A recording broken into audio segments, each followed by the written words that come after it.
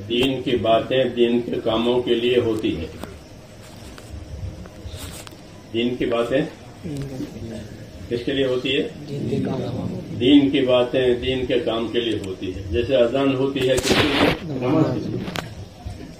اذان ہوتی ہے نا، آواز ہوتی ہے 5 مرتبہ، وہ کس کے لیے ہوتی ہے؟ ہاں، کہ اذان کے جو کلمات ہیں، اذان کی جو باتیں ہیں وہ نماز کے لیے ہے. ایسے ہی دین کی جتنی باتیں کی جائے گی وہ سب دین کے کام کے لیے ہوگی. یہ نہیں کہ بات ہوئی کام نہیں ہوا، کیسے اذان دی نماز نہیں پڑھی. یہ صحیح ہے کہ اذان دے نماز نہیں پڑھے، کہ اذان دینا ہے بس. ایک ملک میں ہم گئے تھے، بہت سال ہو گئے، تو وہاں کا مؤذن تھا بیچارہ لنگڑا، تو اس کی ذمہ اذان تھی، تو اذان کا بٹن کھول کر کے اذان ہو جا کے گھر چلا جاتا تھا، لیکن ان کو مجھے اذان کیا لیا. تو وہ اذان نہیں ہے بلکہ اذان کی نوکری ہے. ہاں، مجھے اذان کے تو بٹن کھول دیتا، اذان ہو جاتے، گھر چلا گیا.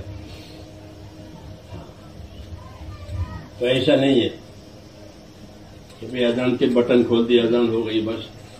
کہ نہیں، ہم تو دین کے کام کے بھی پابند ہیں، دین کی باتوں کے بھی پابند ہیں، سیکھنے کے بھی پابند ہیں، سکھانے کے بھی پابند ہیں، اور عمل کرنے کی بھی پابند ہیں.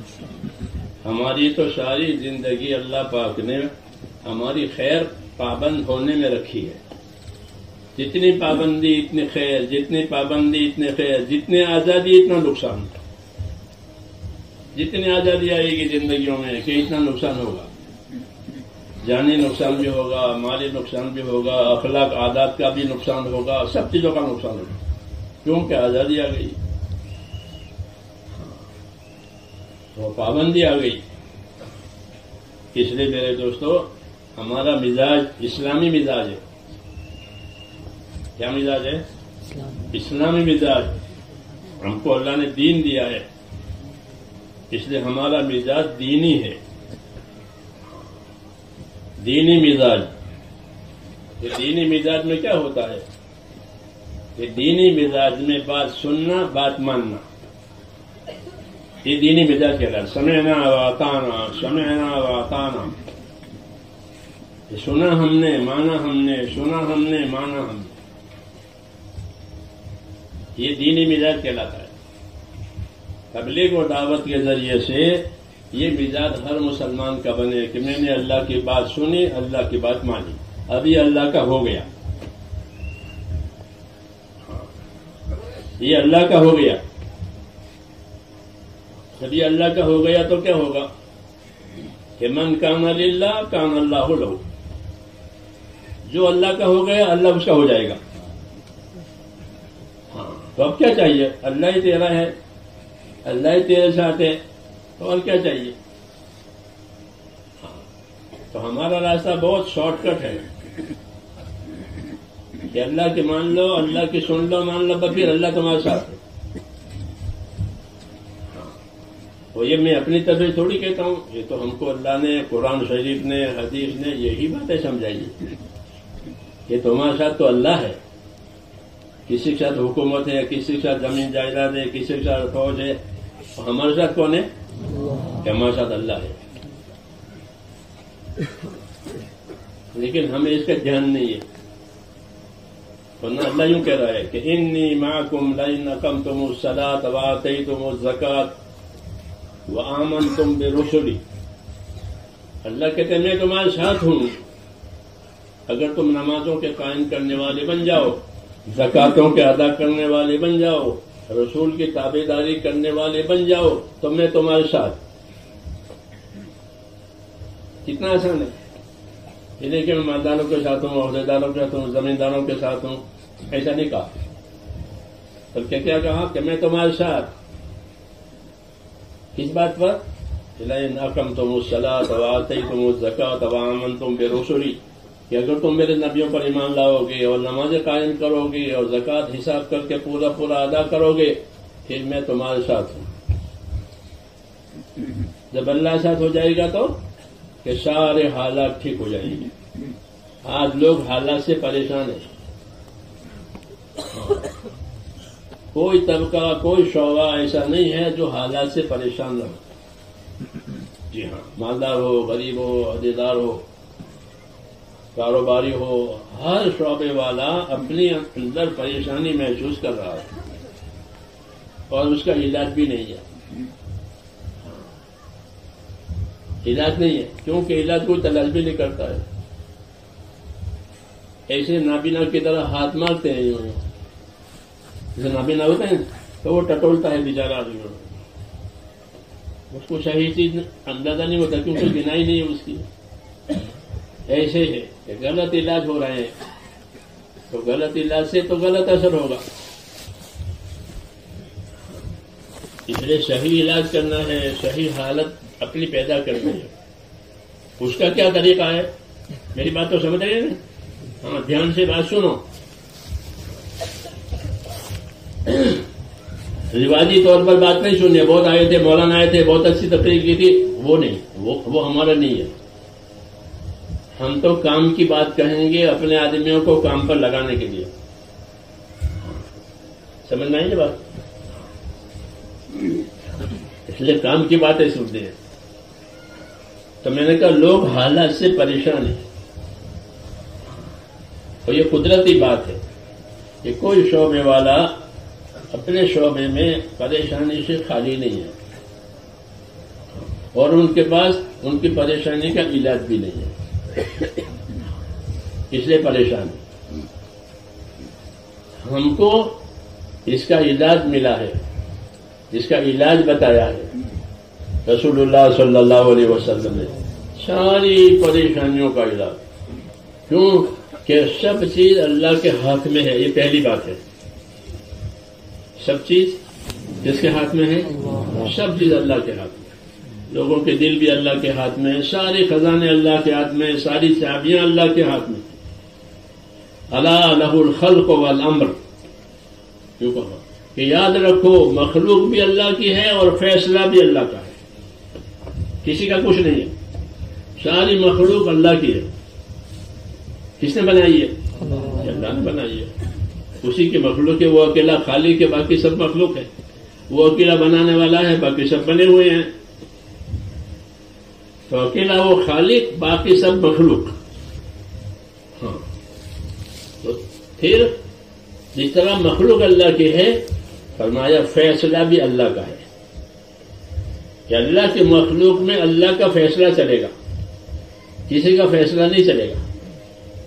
اگر اللہ موت کا فیصلہ کرے کہ موت آئے گی، حیات کا فیصلہ کرے حیات رہے گی، بیماری کا فیصلہ کرے کہ بیماری آئے گی. جس حال کا فیصلہ اللہ کرے گا وہ ہوگا. اوپر سے فیصلے آتے ہیں، اوپر سے فیصلے آتے ہیں، فرشتوں کے حوالے ہوتے ہیں کہ یہ کرو یہ کرو یہ کرو. حدیثوں میں ہے. ہاں، تو اوپر سے فیصلے آتے ہیں، وہی چلتے ہیں. لوگوں کو یہ بات سمجھ میں نہیں آتی. لوگ سمجھتے ہیں یہاں سے ہوتا ہے، وہاں سے ہوتا ہے. وہاں سے ہوتا ہے. ایک ہی پیدا کرنے والا ہے، دوسرا پیدا کرنے والا نہیں ہے. ایک ہی بنانے والا ہے، دوسرا بنانے والا نہیں ہے. ایک ہی بگاڑنے والا ہے، دوسرا بگاڑنے والا نہیں ہے. بناؤ بگاڑ یہ سب اللہ کی طرف سے ہے اور کسی کی طرف سے نہیں. نظر آتا ہے دوسرے کی طرف سے. جیسے تالاب میں سورج نظر آوے تو تالاب میں سورج ہے. تالاب میں چاندنی نظر آوے تو تالاب میں ہے. تو کہاں ہے؟ کہ چاند سورج تو اوپر ہے. اور نظر کہاں آتا ہے؟ کہ تالاب میں. تو تالاب میں چاند سورج ہے نہیں، نظر آتا ہے. اس طرح دنیا کی شکلوں میں آدمی کو مختلف چیزیں نظر آتی ہے کہ حکومت ہوگی تو نہیں ہو جائے گا، مالداری ہوگی تو نہیں ہو جائے گا، زمینداری ہوگی تو نہیں ہو جائے گا. یہ سب ایسے ہی جیسے پانی میں نظر آئے. کیا ہوگا کہ جو اللہ چاہے گا وہ ہوگا. اس کو ایمان کہتے ہیں. کیا کہتے ہیں؟ کہ جو ہمارا اللہ چاہے گا وہ ہوگا. کہ باقی نظر آتا ہے وہ تو ایسا ہے جیسے پانی میں سورج نظر آئے، پانی میں چاند نظر آئے. تو وہ پانی میں تھوڑا ہی ہے، تو نظر آتا ہے.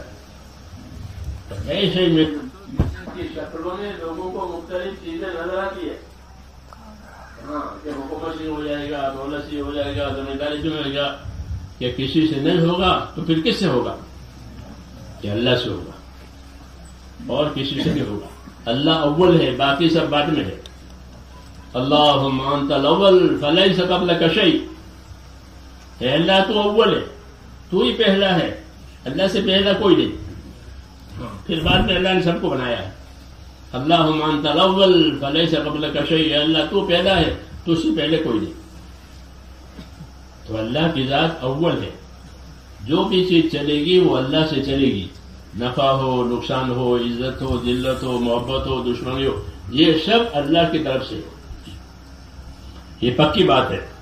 وہی پیدا کرنے والا ہے اور کوئی پیدا کرنے والا نہیں ہے. باقی تو نظر آتا ہے. جی ہاں, نظر آتا ہے. جیسے ہے, جیسے پانی میں نظر آتا ہے.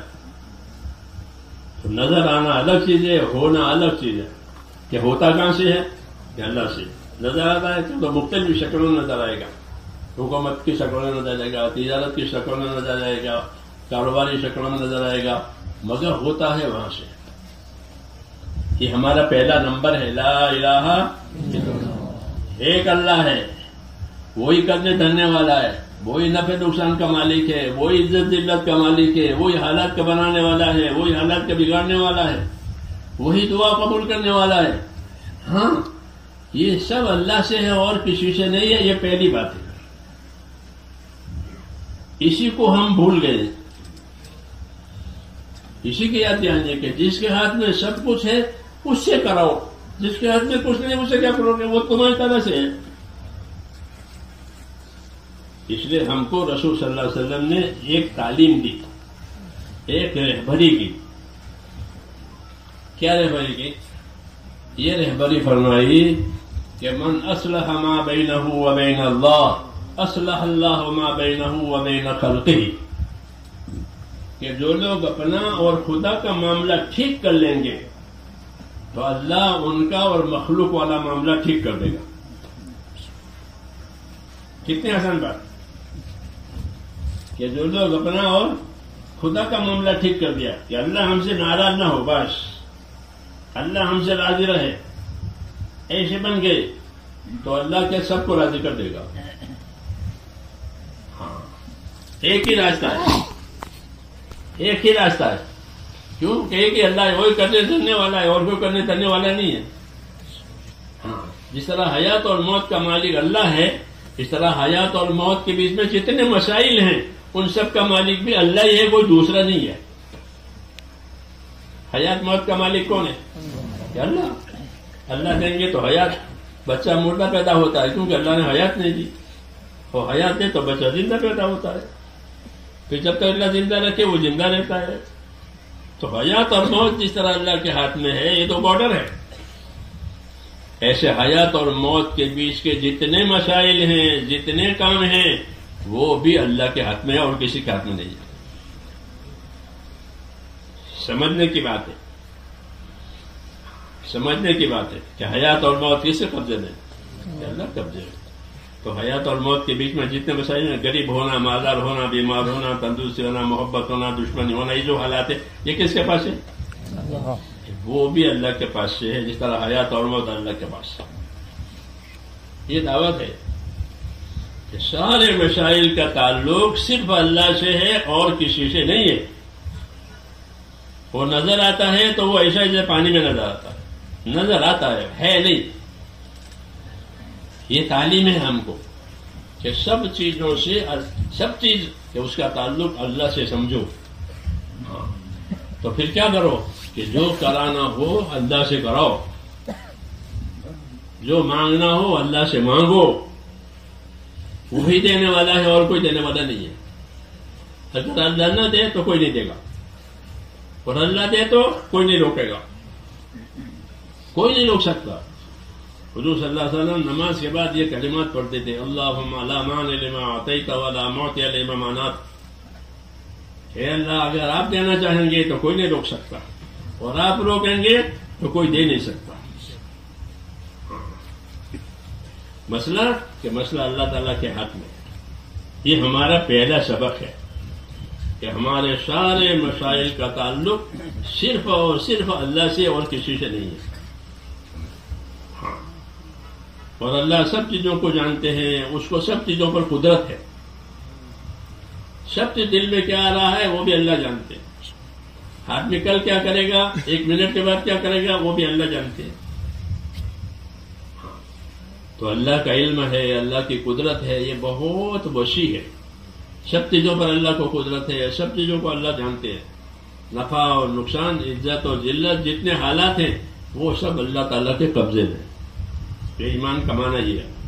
جب سب چیزیں اللہ کے قبضے میں ہیں تو پھر کیا کرنا چاہیے کہ اللہ سے فائدہ اٹھانے کے لیے اللہ کو راضی کرنا چاہیے.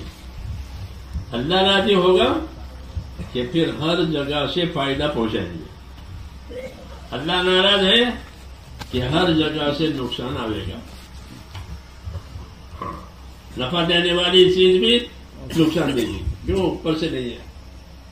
اس لیے حضور صلی اللہ علیہ وسلم نے یہ قاعدے کی بات فرمائی کہ من اصلح ما بینہ وبین اللہ اصلح اللہ ما بینہ وبین خلقہ، کہ جو لوگ اپنا اور خدا کا معاملہ ٹھیک کر لیں گے تو اللہ پھر دنیا والوں کے ساتھ ان کا سارا معاملہ خدا ٹھیک کر دے گا. کتنی آسان بات ہے. اور اللہ کو راضی کرنا سب سے زیادہ آسان ہے. اللہ کو راضی کرنے کے لیے، اللہ سے بات کرنے کے لیے، اللہ سے مانگنے کے لیے وقت نہیں لینا پڑتا. دنیا میں بڑے بڑے لوگوں سے کچھ کرنا ہو تو وقت لینا پڑتا ہے. بھئی بڑا ڈاکٹر ہے، کون سے وقت لو، بڑا وکیل ہے، کون سے وقت لو. ہاں، تب تمہارا کام بنے گا.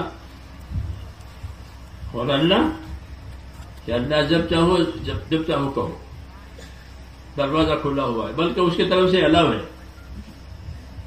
اللہ کی طرف سے خود دعوت ہے کہ ہے کوئی مانگنے والا، ہے کوئی ضرورت والا، ہاں ہے کوئی اور روزی مانگنے والا، اس کی طرف سے ہے. حدیثوں میں ہے کہ جب رات کا آخری حصہ ہوتا ہے، آدھی رات، تو پھر اعلان ہوتا ہے کہ ہے کوئی ضرورت والا کہ میں اس کی ضرورت پوری کروں، ہے کوئی روزی والا کہ میں اس کی روزی دوں، ہے کوئی حاجت والا کہ میں اس کی حاجت پوری کروں. جب رات آدھی ہو جاتی ہے تو یہ اعلان ہوتا ہے. لیکن اس وقت سب لوگ سوتے ہیں. جب دینے کا نمبر آتا ہے اللہ کی طرف سے تو سوتے ہیں. کوئی اللہ کے نیک بندے ہوتے ہیں، وہ جا کر کے مانگتے ہیں کہ ہاں ہماری حاجت ہے، اور ان کو وہ حاجت ملتی ہے. جیسے حضور صلی اللہ علیہ وسلم فرماتے تھے کہ راتوں کو اٹھ کر اللہ کی عبادت کیا کرو. راتوں میں اٹھ کر اللہ کی عبادت کرو. علیکم بقیام اللیل، کہ رات کا قیام اور رات کا اٹھنا ضروری سمجھو. ضروری کیا نہیں ہے ہمارے اوپر، لیکن ہماری ضرورت ہے. کس کی ضرورت ہے؟ ہماری. اس نے کہا کہ رات کے اٹھنے کو ضروری سمجھو، ضروری کیا نہیں ہے. کیوں؟ کہ اس وقت میں دیا جاتا ہے. ہاں، مرادیں پوری کی جاتی ہے اس وقت میں، دعائیں قبول ہوتی ہے، مشکلیں آسان کی جاتی ہے اس وقت. اس نے کہا کہ رات کے اٹھنے کے عادی بنو. سمجھ میں آئی نا بات؟ اللہ سے لینے کے یہ راستے ہیں کہ رات کے اٹھنے کے عادی بنو. حضرت عمر رضی اللہ تعالیٰ عنہ تو عام طور سے یہ بات کہتے تھے مسلمانوں سے کہ اپنے آپ کو خیر کے کاموں کے عادی بناؤ. ہاں، کس کے عادی بناؤ؟ خیر کے کاموں کے عادی بناؤ. خصوصاً جو لوگ اللہ کے راستے میں جاتے تھے تو ان کو دیکھ کر کے اللہ کے راستے میں جا رہے ہو، اپنے آپ کو خیر کے کاموں کا عادی بنانا. یہ عادت ہونے سے کام آسان ہو جاتا ہے. کسی کی عادت ہو گئی تو کام آسان ہو گیا، اور عادت نہیں ہوتی تو مشکل پڑ رہا. نماز کی عادت ہو گئی، نماز آسان ہے، اور نماز کی عادت نہیں تو. ہمارے ایک دوست مکے میں ابھی ہیں، مکے مجھے کہنا کہ میرا لڑکا ہے 18 برس کا، نماز نہیں پڑھتا. مکے میں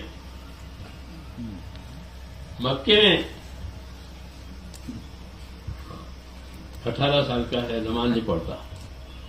کیوں؟ کہ بچپن سے نماز کی عادت نہیں ہوئی. بچپن سے عادت نہیں ہوئی.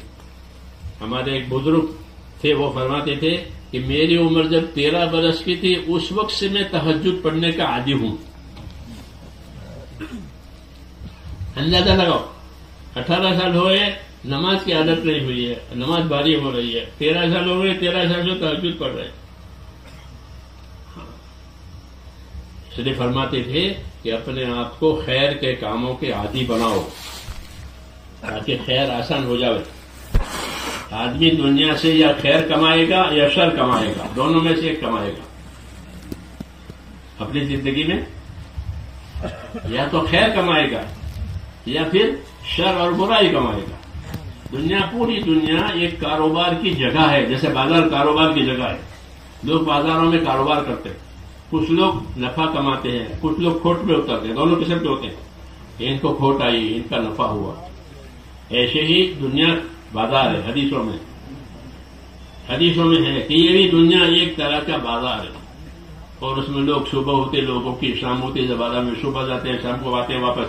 ایسے یہاں بھی لوگوں کی صبح ہوتی ہے، شام ہوتی ہے، صبح ہوتی ہے، شام ہوتی ہے.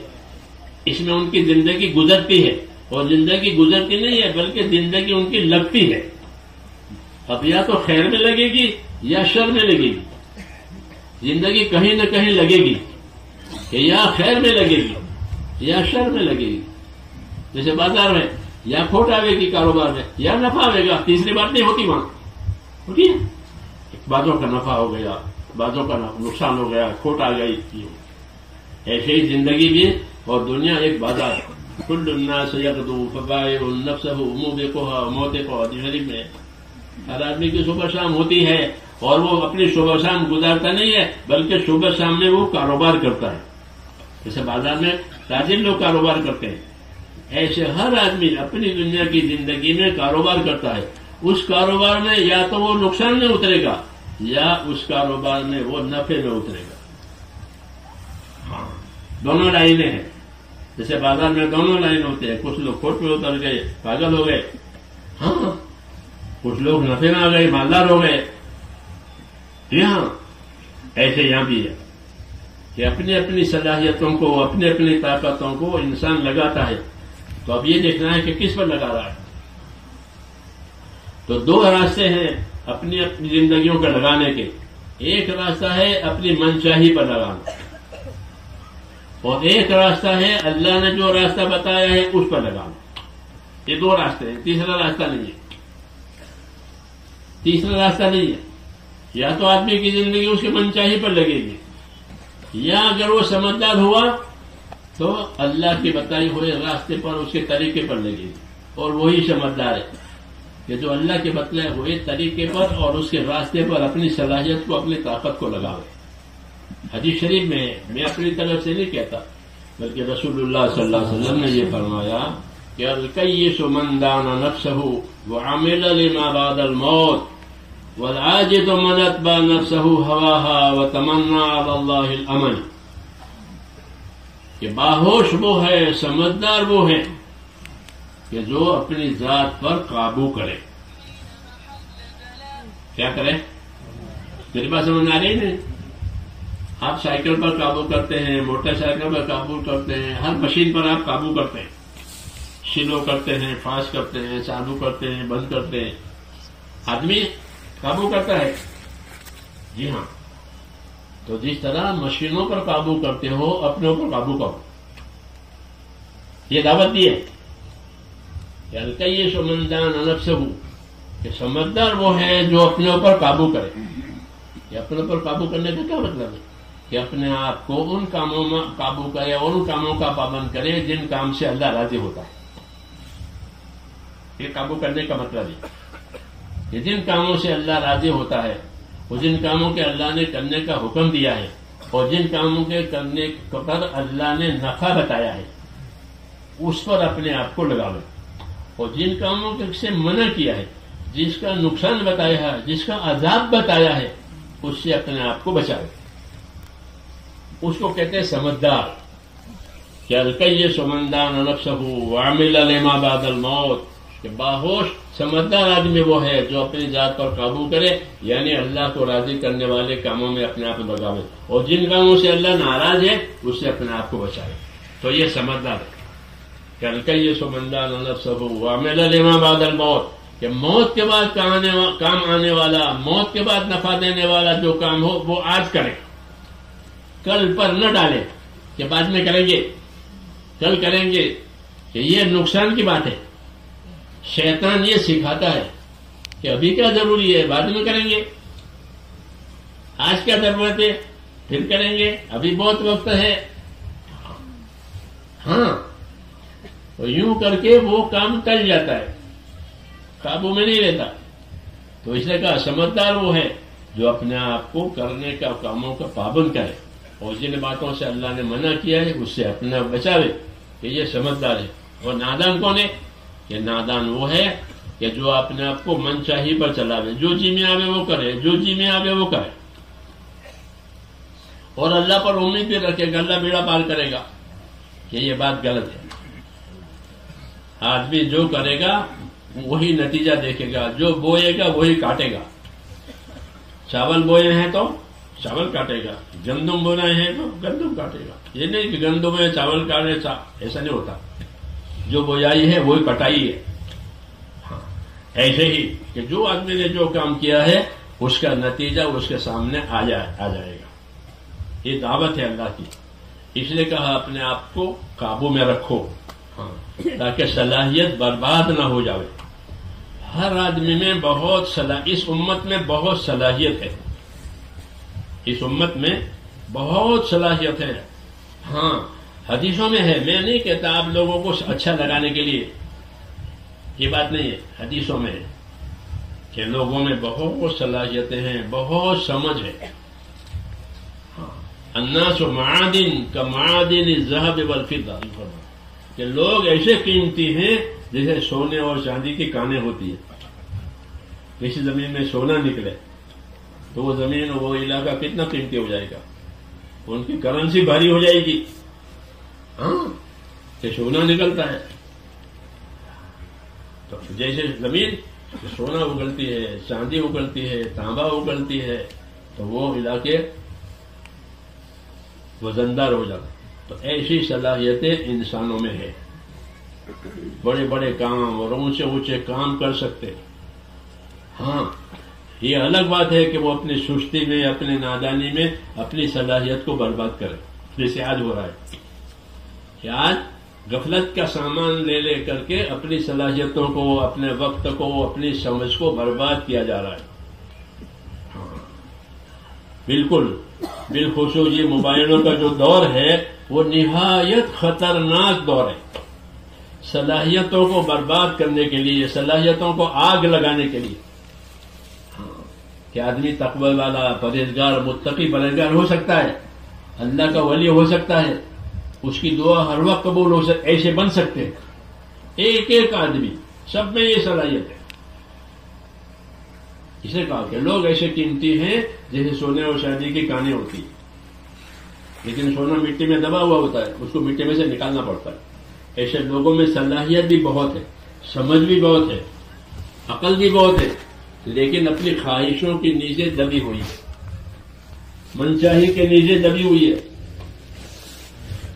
اس میں دبی ہوئی ہے، منچاہی میں دبی ہوئی ہے، اس لیے وہ کام نہیں کرتا۔ اس لیے اپنے آپ کو منچاہی میں سے نکالنا، ہماری تبلیغ میں جو نکلنے کا حکم ہے نا، وہ منچاہی میں سے نکلنا ہے، گھروں میں سے نکلنا نہیں فقط، یا گھروں میں سے نکل گئے، یہ گھروں میں سے نکلنا تو یہ ظاہری صورت ہے، اصل تو اس محنت کے ذریعے سے منچاہی میں سے نکلنا ہے۔ جسے بیمار کو کہ آپ یہ نہیں کھاؤ گے، یہ نہیں کھاؤ گے، یہ نہیں، تو بس اب وہ نہیں کھائے گا، آپ فلاں چیز نہ کھائیں، فلاں چیز نہ کھائیں، فلاں چیز نہ پئیں، تو اس نے اپنی منچاہی کا دروازہ بند کر دیا، تو اس کے تندرست ہونے کی امید ہے نہیں یہ بات۔ اور اگر اس نے منچاہی کا دروازہ کھول دیا کہ حکیم منع کرے، ڈاکٹر منع کرے، لیکن مجھے کھانا ہے، مجھے تو وہ چیز پینی ہے، مجھے تو وہ چیز لینی ہے، تو یہ اچھا نہیں ہوگا، یہ اس کی روز روز کی بیماریاں بڑھتی چلی جائیں گی۔ اس لیے میرے دوستو، اپنے آپ کو منچاہیوں میں سے نکلنا، یہ اصل نکلنا ہے، یہ اصل نکلنا ہے۔ اسی سے آدمی پرہیزگار بنے گا، اسی آدمی تقوی والا بنے گا۔ ہاں، کہ تبلیغ میں نکل کر کیا ملا، تبلیغ میں نکل کر کیا ملا، اور تبلیغ میں نکل کر کیا ملتا ہے. تو میرے بھائیوں، تبلیغ میں نکل کر کوئی ذمہ دار نہیں بن جائے گا، یہ فلانا ذمہ دار فلانا ذمہ دار، اس کے لیے نہیں ہے. یہ کہ تبلیغ میں نکل کر کے آدمی اللہ سے ڈرنے والا بنے گا. ہاں، کیا بنے گا؟ اللہ سے ڈرنے والا، اللہ کی نافرمانی سے بچنے والا، یہ بنے گا تبلیغ. اور یہ بات میں اپنی طرف سے نہیں کہتا، رسول صلی اللہ علیہ وسلم اپنے بارے میں فرماتے تھے کہ انی لاخشاکم للہ واتقاکم للہ، کہ میں تم میں سب سے زیادہ اللہ سے ڈرنے والا ہوں. یہ کون کہہ رہا ہے؟ کون کہہ رہے؟ اللہ کے نبی کہہ رہے کہ میں تم میں سب سے زیادہ اللہ سے ڈرنے والا ہوں، میں تم میں سب سے زیادہ اس کی ناراضگی سے بچنے والا ہوں.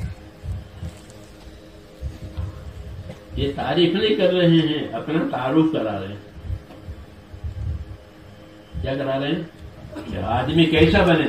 کہ آدمی ایسا بنے کہ وہ اللہ کی ناراضگی سے بچنے والا بنے، اللہ کی ناراضگی سے بچنے والا بنے، کہ جس بات سے اللہ تعالیٰ ناراض ہوتا ہو وہ نہ کرے، اور جس بات کا حکم دیا ہے اس کا سب سے زیادہ پابند بنے. یہ دعوت ہے نبی صلی اللہ علیہ وسلم کی. اپنا تعارف کرا کر کے ہم کو دعوت دی کہ تبلیغ میں اور دین کی محنت میں نکل کر ہمارا یہ ایک مزاج ہونا چاہیے کہ سب زیادہ اللہ سے ڈرنے والا. کوئی ڈرے نہ ڈرے میں اللہ سے ڈروں گا، کوئی کرے نہ کرے مجھے تو کرنا ہے، یہ بنانا ہے. انی لاخشاکم واتقاکم، میں تم میں سب زیادہ اللہ سے ڈرنے والا، تم میں سب زیادہ اس کی ناراضگی سے بچنے والا. تو یہی ہمارا مزاج ہے، اور یہی اس کام کی خاصیت ہے کہ جب اس کام میں آدمی چلے گا صحیح معنی میں، تو اللہ تعالیٰ اس کے اندر یہ بات پیدا کرے گا کہ وہ اللہ سے ڈرنے والا بنے گا اور اس کے ناراضگی سے بچنے والا بنے گا، حقوق ادا کرنے والا بنے گا.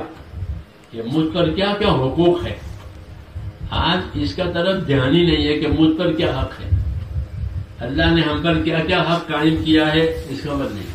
ہر ایک کو اپنی حاجت راحت کی فکر ہے کہ میری حاجت پوری ہو جائے، مجھے راحت مل جائے، میری حاجت پوری ہو جائے مجھے راحت مل جائے. یہی ہے ہر ایک کا سبق.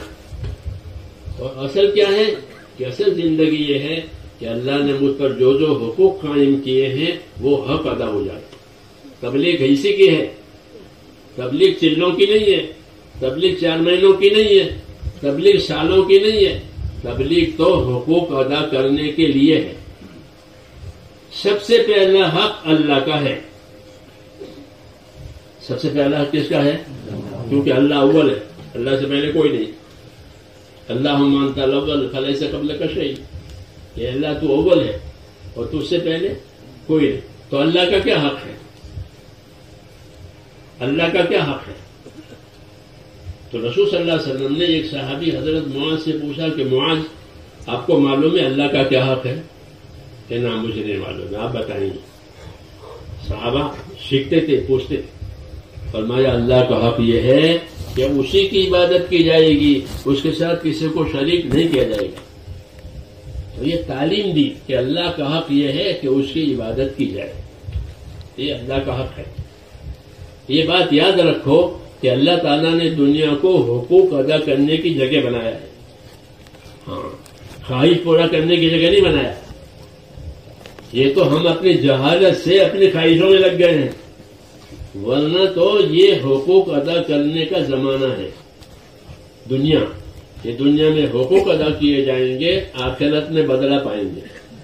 جو حق ادا کر کے نہیں جائے گا اس کے لیے کوئی بدلہ نہیں ہے، اور جو حق ادا کر کے جائے گا اس کے لیے بہت کچھ ہے. لہم ما یشاؤون فیہا، کہ اللہ ان کو وہ دیں گے تو وہی چاہیں گے. تو اپنی زندگی کے بارے میں میرے دوستوں یہ سمجھنا چاہیے کہ ہماری زندگی حقوق ادا کرنے کے لیے بنی ہے، اور اس میں سب سے پہلا حق کس کا ہے؟ کہ اللہ اول ہے. یہ سب سے پہلا حق اس کا ہے. یہ تبلیغ ہے.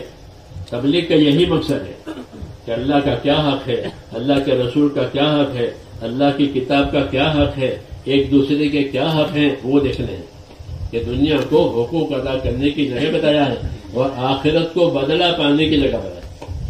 جو دین نہیں سیکھے گا اس کو حقوق کی خبر ہی نہیں ہوگی. جیسے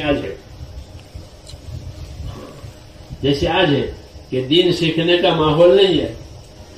دنیا سیکھیں گے، ڈگریاں لیں گے، سب کچھ لیں گے، ہم منع نہیں کرتے، کرے، لیکن زندگی کا مقصد سمجھنے کے لیے تو میرے دوستوں دین سیکھنا پڑے گا کہ میری زندگی اللہ نے مجھے کیوں دی ہے. کیونکہ اللہ کو زندگی کا جواب دینا پڑے گا. اللہ پوچھے گا کہ میں نے تم کو زندگی دی تو اس نے کیا کیا. سوال ہوگا نا، حدیثوں میں ہے کہ 5 سوال ہوں گے، اس کا جواب پہلے دینا پڑے گا کہ بھائی زندگی کہاں لگائی، جوانی کہاں لگائی، مال کہاں سے آیا، کہاں خرچ ہوا. کتنے سوال ہوئے؟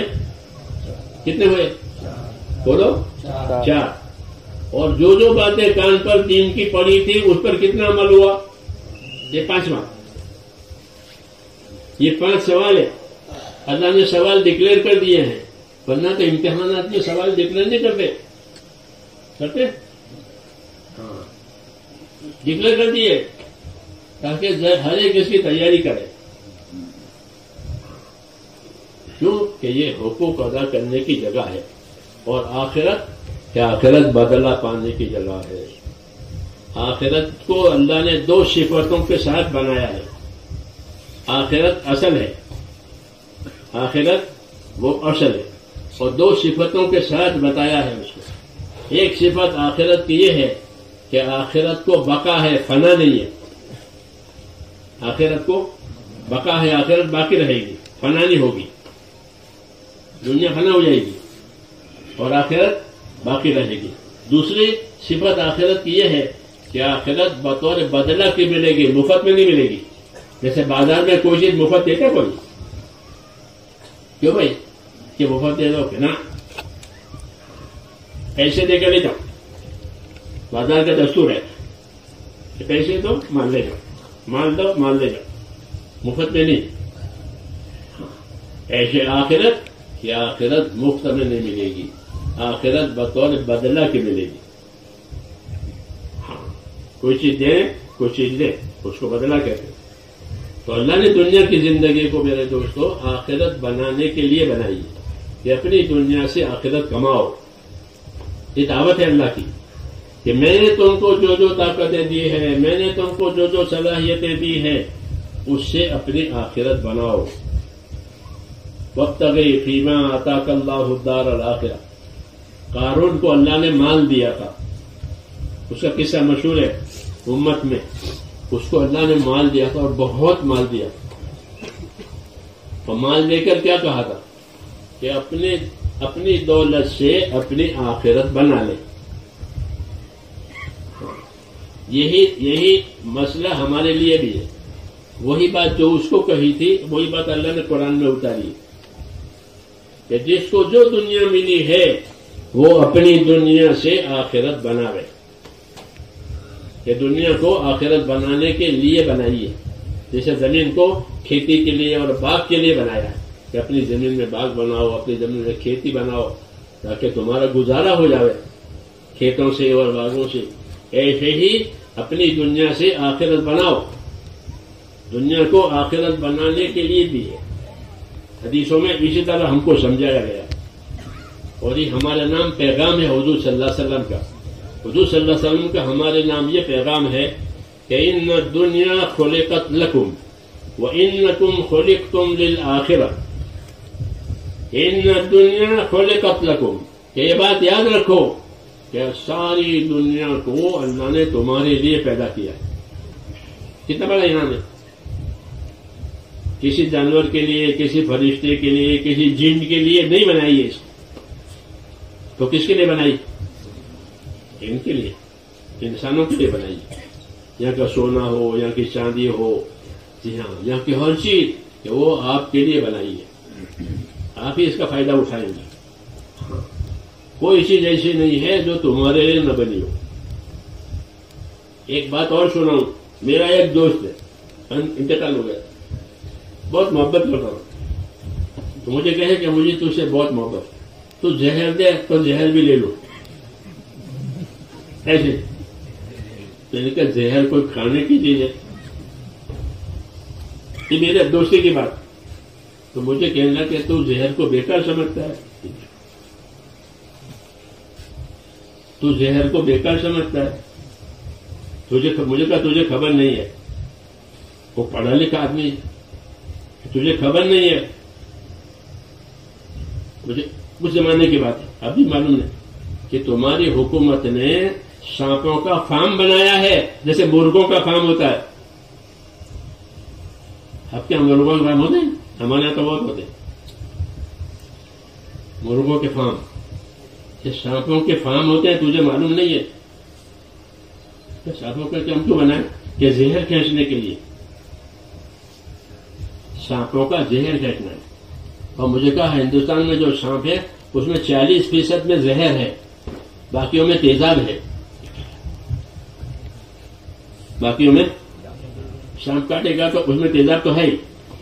ہر سانپ کاٹے گا آدمی مر جائے ایسا نہیں ہے. بعض سانپ ایسا ہوتے تو اس میں زہر ہوتا ہے, آدمی آدھا گھنٹے میں مر جائے. ایسے بھی سانپ ہے. تو مجھے کہا ہر سانپ میں زہر نہیں ہوتا, 40% سانپ ہے جس میں زہر ہوتا ہے. تو حکومت نے فارم بنائے. کیوں زہر کہتے ہیں؟ کہ زہر کہتے ہیں کیا کرتے ہیں کہ زہریلی دوائیں بنتی ہے. بعض بیماریاں ایسے ہوتی ہیں کہ ان کے لیے زہریلی دوائیں ہوتی ہے, پوائزن. اب دوائوں کے اسٹور میں دیکھنا, یہ پوائزن کا الگ ہے, یہ ساری دوائیں پوائزن کی ہے, لکھا ہوا ہوتا ہے. یہ زہریلی دوائیں ہر کوئی دے نہیں سکتا کسی کو, جو جانتا ہے وہی دے گا. کیوں؟ تو مجھے تو تجھے معلوم نہیں ہے زہر کھینچ ہے کہ زہر دواؤں میں استعمال ہوتا ہے, بیماریوں کے جو استعمال. تو زہر بھی ہمارے لیے بنایا نہیں پا. یہ اس کو بات کرنی کہ زہر ہمارے لیے بنایا, تو کھانے کے لیے نہیں بنایا. جی ہاں, لیکن اللہ نے ہر چیز ہمارے لیے بنائی ہے. اس کی مثال ہے کہ وہ زہر ہمارے لیے بنایا کہ ایسی بیماریاں پیدا ہوتی ہے خطرناک. یہ اس کے لیے سوائے زہر کے کوئی علاج نہیں ہوتا کہ زہر سے ہوئی وہ اس کی جراثیم ختم ہوتے ہیں, وہ اچھا ہوتے ہیں. تو اللہ نے ہر چیز ہمارے لیے حضور صلی اللہ علیہ وسلم فرماتے ہیں ان الدنیا خلقت لکم, کہ اللہ نے دنیا کو تمہارے لیے بنایا ہے اور کسی کے لیے نہیں بنایا. ہاں, لیکن تم کو آخرت کے لیے بنایا ہے. یہ دعوت ہے. پہلے بشارت ہے, دوسری دعوت ہے. نبی دونوں بات کر رہے ہیں, بشارتیں بھی دیتے ہیں کہ دنیا اللہ نے تمہارے لیے بنائی, سونا چاندی سب تمہارے لیے, اور تم کو کہ تم کو آخرت کے لیے بنایا ہے. یہ دعوت ہے کہ ہر انسان کو اللہ تعالیٰ آخرت کے لیے پیدا کرتے ہیں. اس لیے دنیا میں اس کو رکھتے نہیں ہیں, ایک مدت دیتے ہیں, ایک مدت تک وہ دنیا میں رہے گا اپنی آخرت بنانے کے لیے.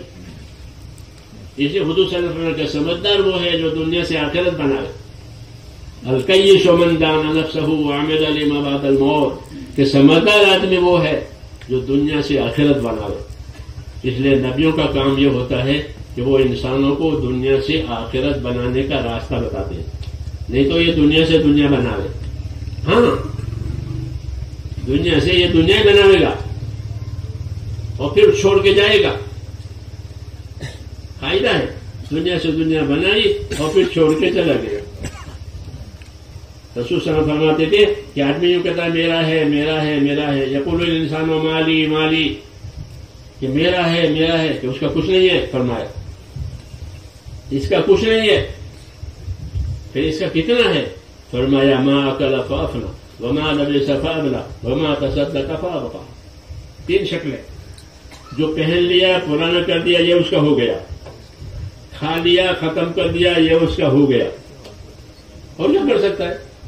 پہنے گا کھائے گا, جی, اور کیا کرے, یعنی استعمال کرے گا بس. اور تیسرا, یا تو اللہ کے نام پر لگایا, اللہ کے کام پر لگایا, یہ اس کا ہو گیا. یہ 3 شکلیں ہیں اس کی. کھا لے ختم کرے یہ اس کا, پہن لے پرانا کرے یہ اس کا. مکان نیا بنایا ہے اس میں رہے 10-20 سال اور پرانا ہو گیا, چھوٹا بھی ہو گیا. مکان چھوٹا بھی ہو جاتا ہے اور پرانا بھی ہو جاتا ہے. چھوٹا ہوتا ہے آپ کے کیوں بھائی, مکان چھوٹے ہو جاتے ہیں کہ ہاں چھوٹے ہو جاتے کیوں, کنبا بڑا ہو گیا. کنبا بڑا ہو گیا تو مکان چھوٹا ہو گیا.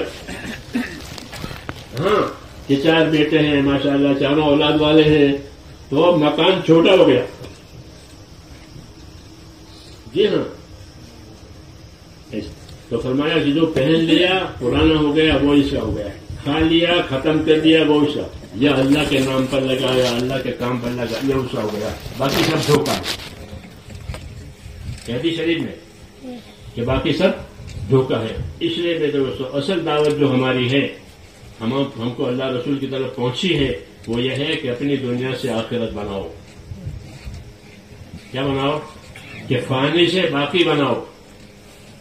یہ عقل مند ہے، یہ عقل مند ہے کہ فانی سے باقی بنایا، کہ اپنی صلاحیتوں کو، اپنی طاقتوں کو دین پر لگایا، اور دین پر لگانے کی وجہ سے وہ ساری طاقتیں آخرت میں ہمیشہ کے لیے ملے گی، ہمیشہ کے لیے ملے گی، ختم نہیں ہوگی. ایک ایک چیز، ایک ایک چیز ذرہ ذرے کا حساب ہے. اس لیے اپنی دنیا سے آخرت بنانے کی دعوت ہے کہ اپنی دنیا سے آخرت بناؤ. اور آخرت بنانے کے اسباب میں پہلا سبب ایمان ہے. پہلا سبب کیا ہے؟ کہ اللہ پر ایمان لا الہ الا اللہ. ایمان کے بغیر آخرت نہیں بنے گی. جس کے اندر ایمان نہیں ہے اس کی آخرت نہیں ہے، اس کی آخرت میں ہلاکت ہے، اس کے لیے آخرت میں ہمیشہ کی ہلاکت ہے. جس روز مرے گا اس روز سے لے کر آخر تک ہلاکت ہی ہلاکت ہے. ہاں، ایمان نہ ہونے کی وجہ سے. اس لیے آخرت بنانے کے لیے سب سے پہلا کام لا الہ الا اللہ، اللہ پر ایمان لاؤ. ایک اللہ ہے، وہی عبادت کے لائق ہے، اس کے ہاتھ میں سب کچھ ہے، کسی کے ہاتھ میں کچھ نہیں ہے. جب اس کے ہاتھ میں سب کچھ ہے، کسی کے ہاتھ میں کچھ نہیں ہے، تو پھر اس کو راضی کرو. کیا کرو؟ کہ اس کو راضی کرو. کہ اللہ کو راضی کرنے کا کیا اثر پڑے گا؟ کہ اللہ کو راضی کرنے کا اثر یہ پڑے گا کہ حالات ٹھیک ہو جائیں گے. لوگ حالات سے پریشان ہیں، وجہ کیا ہے؟ کہ اللہ ناراض ہے. ہاں، رسول صلی اللہ علیہ وسلم یہ فرماتے تھے کہ حالات درست کرنے کے لیے اللہ کو راضی کر لو. من اصلح ما بینہ و بین اللہ اصلح اللہ ما بینہ و بین خلقہ. کہ جو لوگ اپنا اور خدا کا معاملہ ٹھیک کر لیں گے تو اللہ ان کا اور دنیا والوں کا معاملہ ٹھیک کر دیں گے. ہاں، پھر گھر میں بھی معاملہ ٹھیک ہو جائے گا، کاروبار میں بھی معاملہ ٹھیک ہو جائے گا، ہر جگہ معاملہ ٹھیک ہو جائے گا، کیونکہ اللہ راضی ہو گیا. یہ دعوت ہے، اس کو سمجھنے کی ضرورت ہے. ہاں، کہ ہر طرف سے پریشانی کیوں آ رہی ہے؟ کہ اس طرف سے ہر طرف سے پریشانی اس لیے آ رہی ہے کہ ہم نے ہر طرح سے اللہ کو ناراض کیا. ہاں، اس لیے ہر طرف سے پریشانی آ رہی ہے.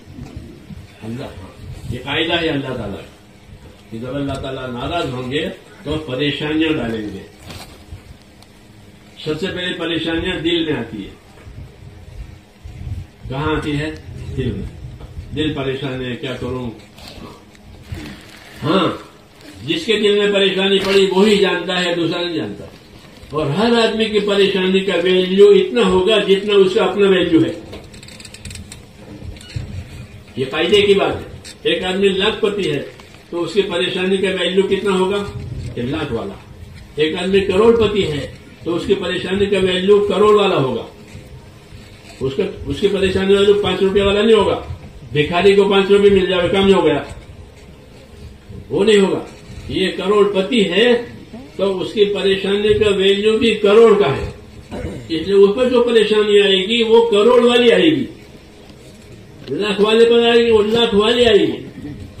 اور یہ کام اللہ کے سوا کوئی دوسرا کر ہی نہیں سکتا، اللہ ہی کرے گا. کہ کون کتنے ویلیو میں ہے اتنے ویلیو پر اس کی پریشانی ڈالی جائے گی. یہ اوپر سے بدن کے جتنے حصے ہیں ان بدن کے حصوں کا تعلق نیچے سے ہے، دل کا تعلق اوپر سے ہے. دل کا تعلق باقی تمام حصوں کا تعلق نیچے سے ہے.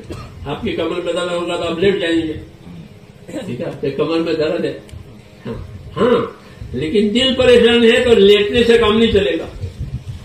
چلے گا کہ لیٹنے سے کام نہیں چلے گا. دل کی پریشانی کا علاج دوسرا ہے. ہاں، بدن کی تکلیف کا علاج دوسرا ہے. کیوں؟ کہ دل کی پریشانیاں اوپر سے ڈالی جاتی ہیں، وہاں سے آتی ہے. ایسے دلوں میں چین اوپر سے آتا ہے. دلوں میں چین اوپر سے آتا ہے. کہ دلوں میں چین کب آتا ہے؟ کہ جب اللہ تعالیٰ کی بات مانی جاتی ہے، اللہ کا ذکر کیا جاتا ہے، اللہ کی عبادت کی جاتی ہے تو چین آتا ہے، دلوں میں چین پڑتا ہے. ہم ایک مرتبہ سفر کر رہے تھے تبلیغ کا، اپنا نہیں، بمبئی سے. اس زمانے میں پانی کے جہاز سے ہمارے سفر ہوتے تھے، ہوائی جہاز نہیں تھے اور اتنے پیسے بھی نہیں تھے، تو پانی کے جہاز سے ہم لوگ جاتے تھے. بمبئی سے جہاز جاتے تھے پانی کے، عراق جاتے تھے، عراق، اور عراق سے پھر باقی ملکوں میں ہم جاتے تھے. یہ ہوتا تھا. تو ایک سفر میں ہم گئے پانی کے جہاز سے، ہماری جماعت تھی اور بھی جماعتیں تھیں، تو 1000-2000 پیسنجر ہوتے تھے اندر. کاروباری لوگ جاتے ہیں تو اکثر مسلمان ہوتے تھے، تو ہم ان میں کام کرتے تھے، کیونکہ وہ 8-10 دن جہاز میں لگتے تھے پانی میں، بمبئی سے بصرہ تک عراق. تو اندر کام بھی کرتے تھے، تعلیم بھی ہوتی تھی، اذان بھی ہوتی تھی، نماز بھی ہوتی تھی. تو اس درمیان میں 3 آدمی تھے، وہ دوسرے خیال کے تھے. تو ان میں سے ایک آدمی آ کر ہمارا بیٹھا کرے، تو وہ دوسرے تو کہ ان کے پاس کیوں بیٹھتا ہے؟ تو کہنے لگا کہ ان کے پاس بیٹھتا ہوں تو مجھ کو سکون ملتا ہے، ان کے پاس بیٹھتا ہوں تو مجھ کو سکون اور چین ملتا ہے. تو ہم تو سکون دیتے نہیں تھے اس کو، تمہارا کہیں تو ہوتا نہیں، پوری آتی کہ اس کو دیتی پہلے. بات یہ کہ ہمارے پاس جو کام تھا اس میں سکون ہے، تو اس کا دل اس کو محسوس کرتا تھا. ان کے پاس بیٹھے ہوں کہ تعلیم کرتے ہیں، ذکر کرتے ہیں، دعا مانگتے ہیں، نماز پڑھتے ہیں، تلاوت کرتے ہیں، یہی سکون کا سامان ہے. ادا پہ ذکر اللہ تطمئن القلوب، یاد رکھو اللہ کی یاد سے دلوں کو چین ملتا ہے. اور اللہ کی یاد ہی ختم ہو گئی تو اب دلوں میں بے چینی ہے. ہاں، یہ بے چینی کا یہی وجہ ہے کہ جو کام ہمیں کرنا تھا وہ نہیں ہو رہا ہے. اس لیے ہماری دعوت میں یہ ہے کہ کرنے کے کام کرو. کہ سب سے پہلے تو ایمان ہے. کیا ہے ایمان؟ حدیثوں میں کہ لا الہ الا اللہ کثرت سے پڑھو، لا الہ الا اللہ کثرت سے پڑھا کرو، اپنے آپ کو اس کا عادی بناؤ تاکہ مرنے وقت زبان سے کلمہ نکلے. ہاں، کلمہ پڑھو، کلمے کا اپنے آپ کو عادی بناؤ، اور پھر یہ سمجھو کہ کلمے کی کیا ذمہ داری ہے. میں نے کلمہ پڑھا تو کلمے کی کیا ذمہ داری ہے. ہاں، کیونکہ ہر بول آدمی بولتا ہے اس کی ذمہ داری ہوتی ہے. تو ہم نے کلمہ پڑھا تو کلمے کی کیا ذمہ داری ہے؟ لا الہ الا اللہ محمد رسول اللہ. کہ کلمے کی ذمہ داری میرے دوستو یہ ہے کہ اللہ کے حکم پورا کریں گے، نبی کے طریقے پر چلیں گے. یہ کلمے کی ذمہ داری ہے. مسلمان ہو گئے، مسلمان رہیں گے کہ اللہ کے حکموں کو پورا کریں گے، اللہ کے نبی کے طریقوں پر چلیں گے. یہ کلمے کا مطلب ہے. تو یہی اگر یہ بات ہے تو یہ کلمہ فائدہ دے گا، یہ کلمہ فائدہ دے گا کہ اللہ کے حکم پر چلنا ہے، نبی کو طریقوں پر چلنا ہے. ہاں، یہی کلمے کا مطلب ہے. اس لیے کہ اس کلمے کو بار بار پڑھا کرو، اس کو دہرایا کرو. موسیٰ علیہ السلام نے اللہ تعالیٰ سے دعا مانگی کہ اللہ مجھے کوئی وظیفہ دیجیے تاکہ میں وظیفہ پڑھوں. اللہ نے فرمایا لا الہ الا اللہ پڑھا کرو. حضرت یہ تو سب پڑھتے ہیں، مجھے کوئی خاص دیجیے کہ نہیں یہ خاص ہے. فرمایا یہی خاص، اس کو تم معمولی نہ سمجھو. 7 آسمان زمین ایک پلے میں رکھ جائے، کلمہ ایک پلے میں رکھا جائے تو یہ جھک جائے گا. موسیٰ علیہ السلام سے اللہ نے یہ کہا ہے. اس لیے اس کی عادت ڈالیں کہ کلمے کو کثرت سے پڑھا کریں. اس سے ایمان تازہ ہوتا ہے. کیا ہوتا ہے؟ ایمان تازہ ہوتا ہے. اپنے ایمان کو تازہ کرو. جب کہ ایمانکم، اپنے ایمان کو تازہ کرو کہ لا الہ الا اللہ پڑھو کرو صبح شام. حدیث شریف میں ہے کہ جو آدمی چوتھا کلمہ 100 مرتبہ پڑھے گا تو اس دن اس کا عمل سب سے بہتر عمل ہوگا. اس سے بہتر کوئی عمل نہیں، اللہ ہے کہ کوئی اس جیسا عمل کرے. تو اس کو پڑھنا ہے میرے دوستوں. اس کی فضیلتیں ہیں. اپنے آپ کو اس کا عادی بنانا ہے تاکہ مرتے وقت یاد آئے کہ مرتے وقت جس کا آخری کلمہ لا الہ الا اللہ ہوگا وہ جنت میں جائے گا.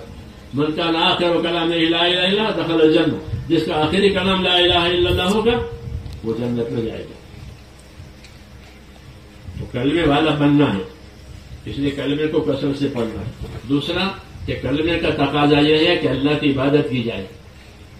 کلمے کا کیا تقاضا ہے؟ کلمہ پڑھا ہے تو کلمے کا مطلب یہ ہے کہ اللہ کی عبادت کی جائے۔ اللہ نے عبادت کے لیے پیدا کیا ہے ہم کو، کیونکہ ایمان کے بغیر عبادت قبول نہیں ہوتی۔ اس لیے دوسرا کام ہمارے دل میں ہے اللہ کی عبادت کرنا۔ کیا کرنا؟ اللہ کی عبادت۔ اللہ کی عبادت میں سب سے اونچی عبادت نماز ہے، سب سے اونچی عبادت۔ اسلام میں دو عبادتیں بڑی ہیں، ایک نماز ایک حج۔ کسی مذہب میں نہیں ہے، ہمارے مذہب میں ہے، ایک نماز اور ایک حج۔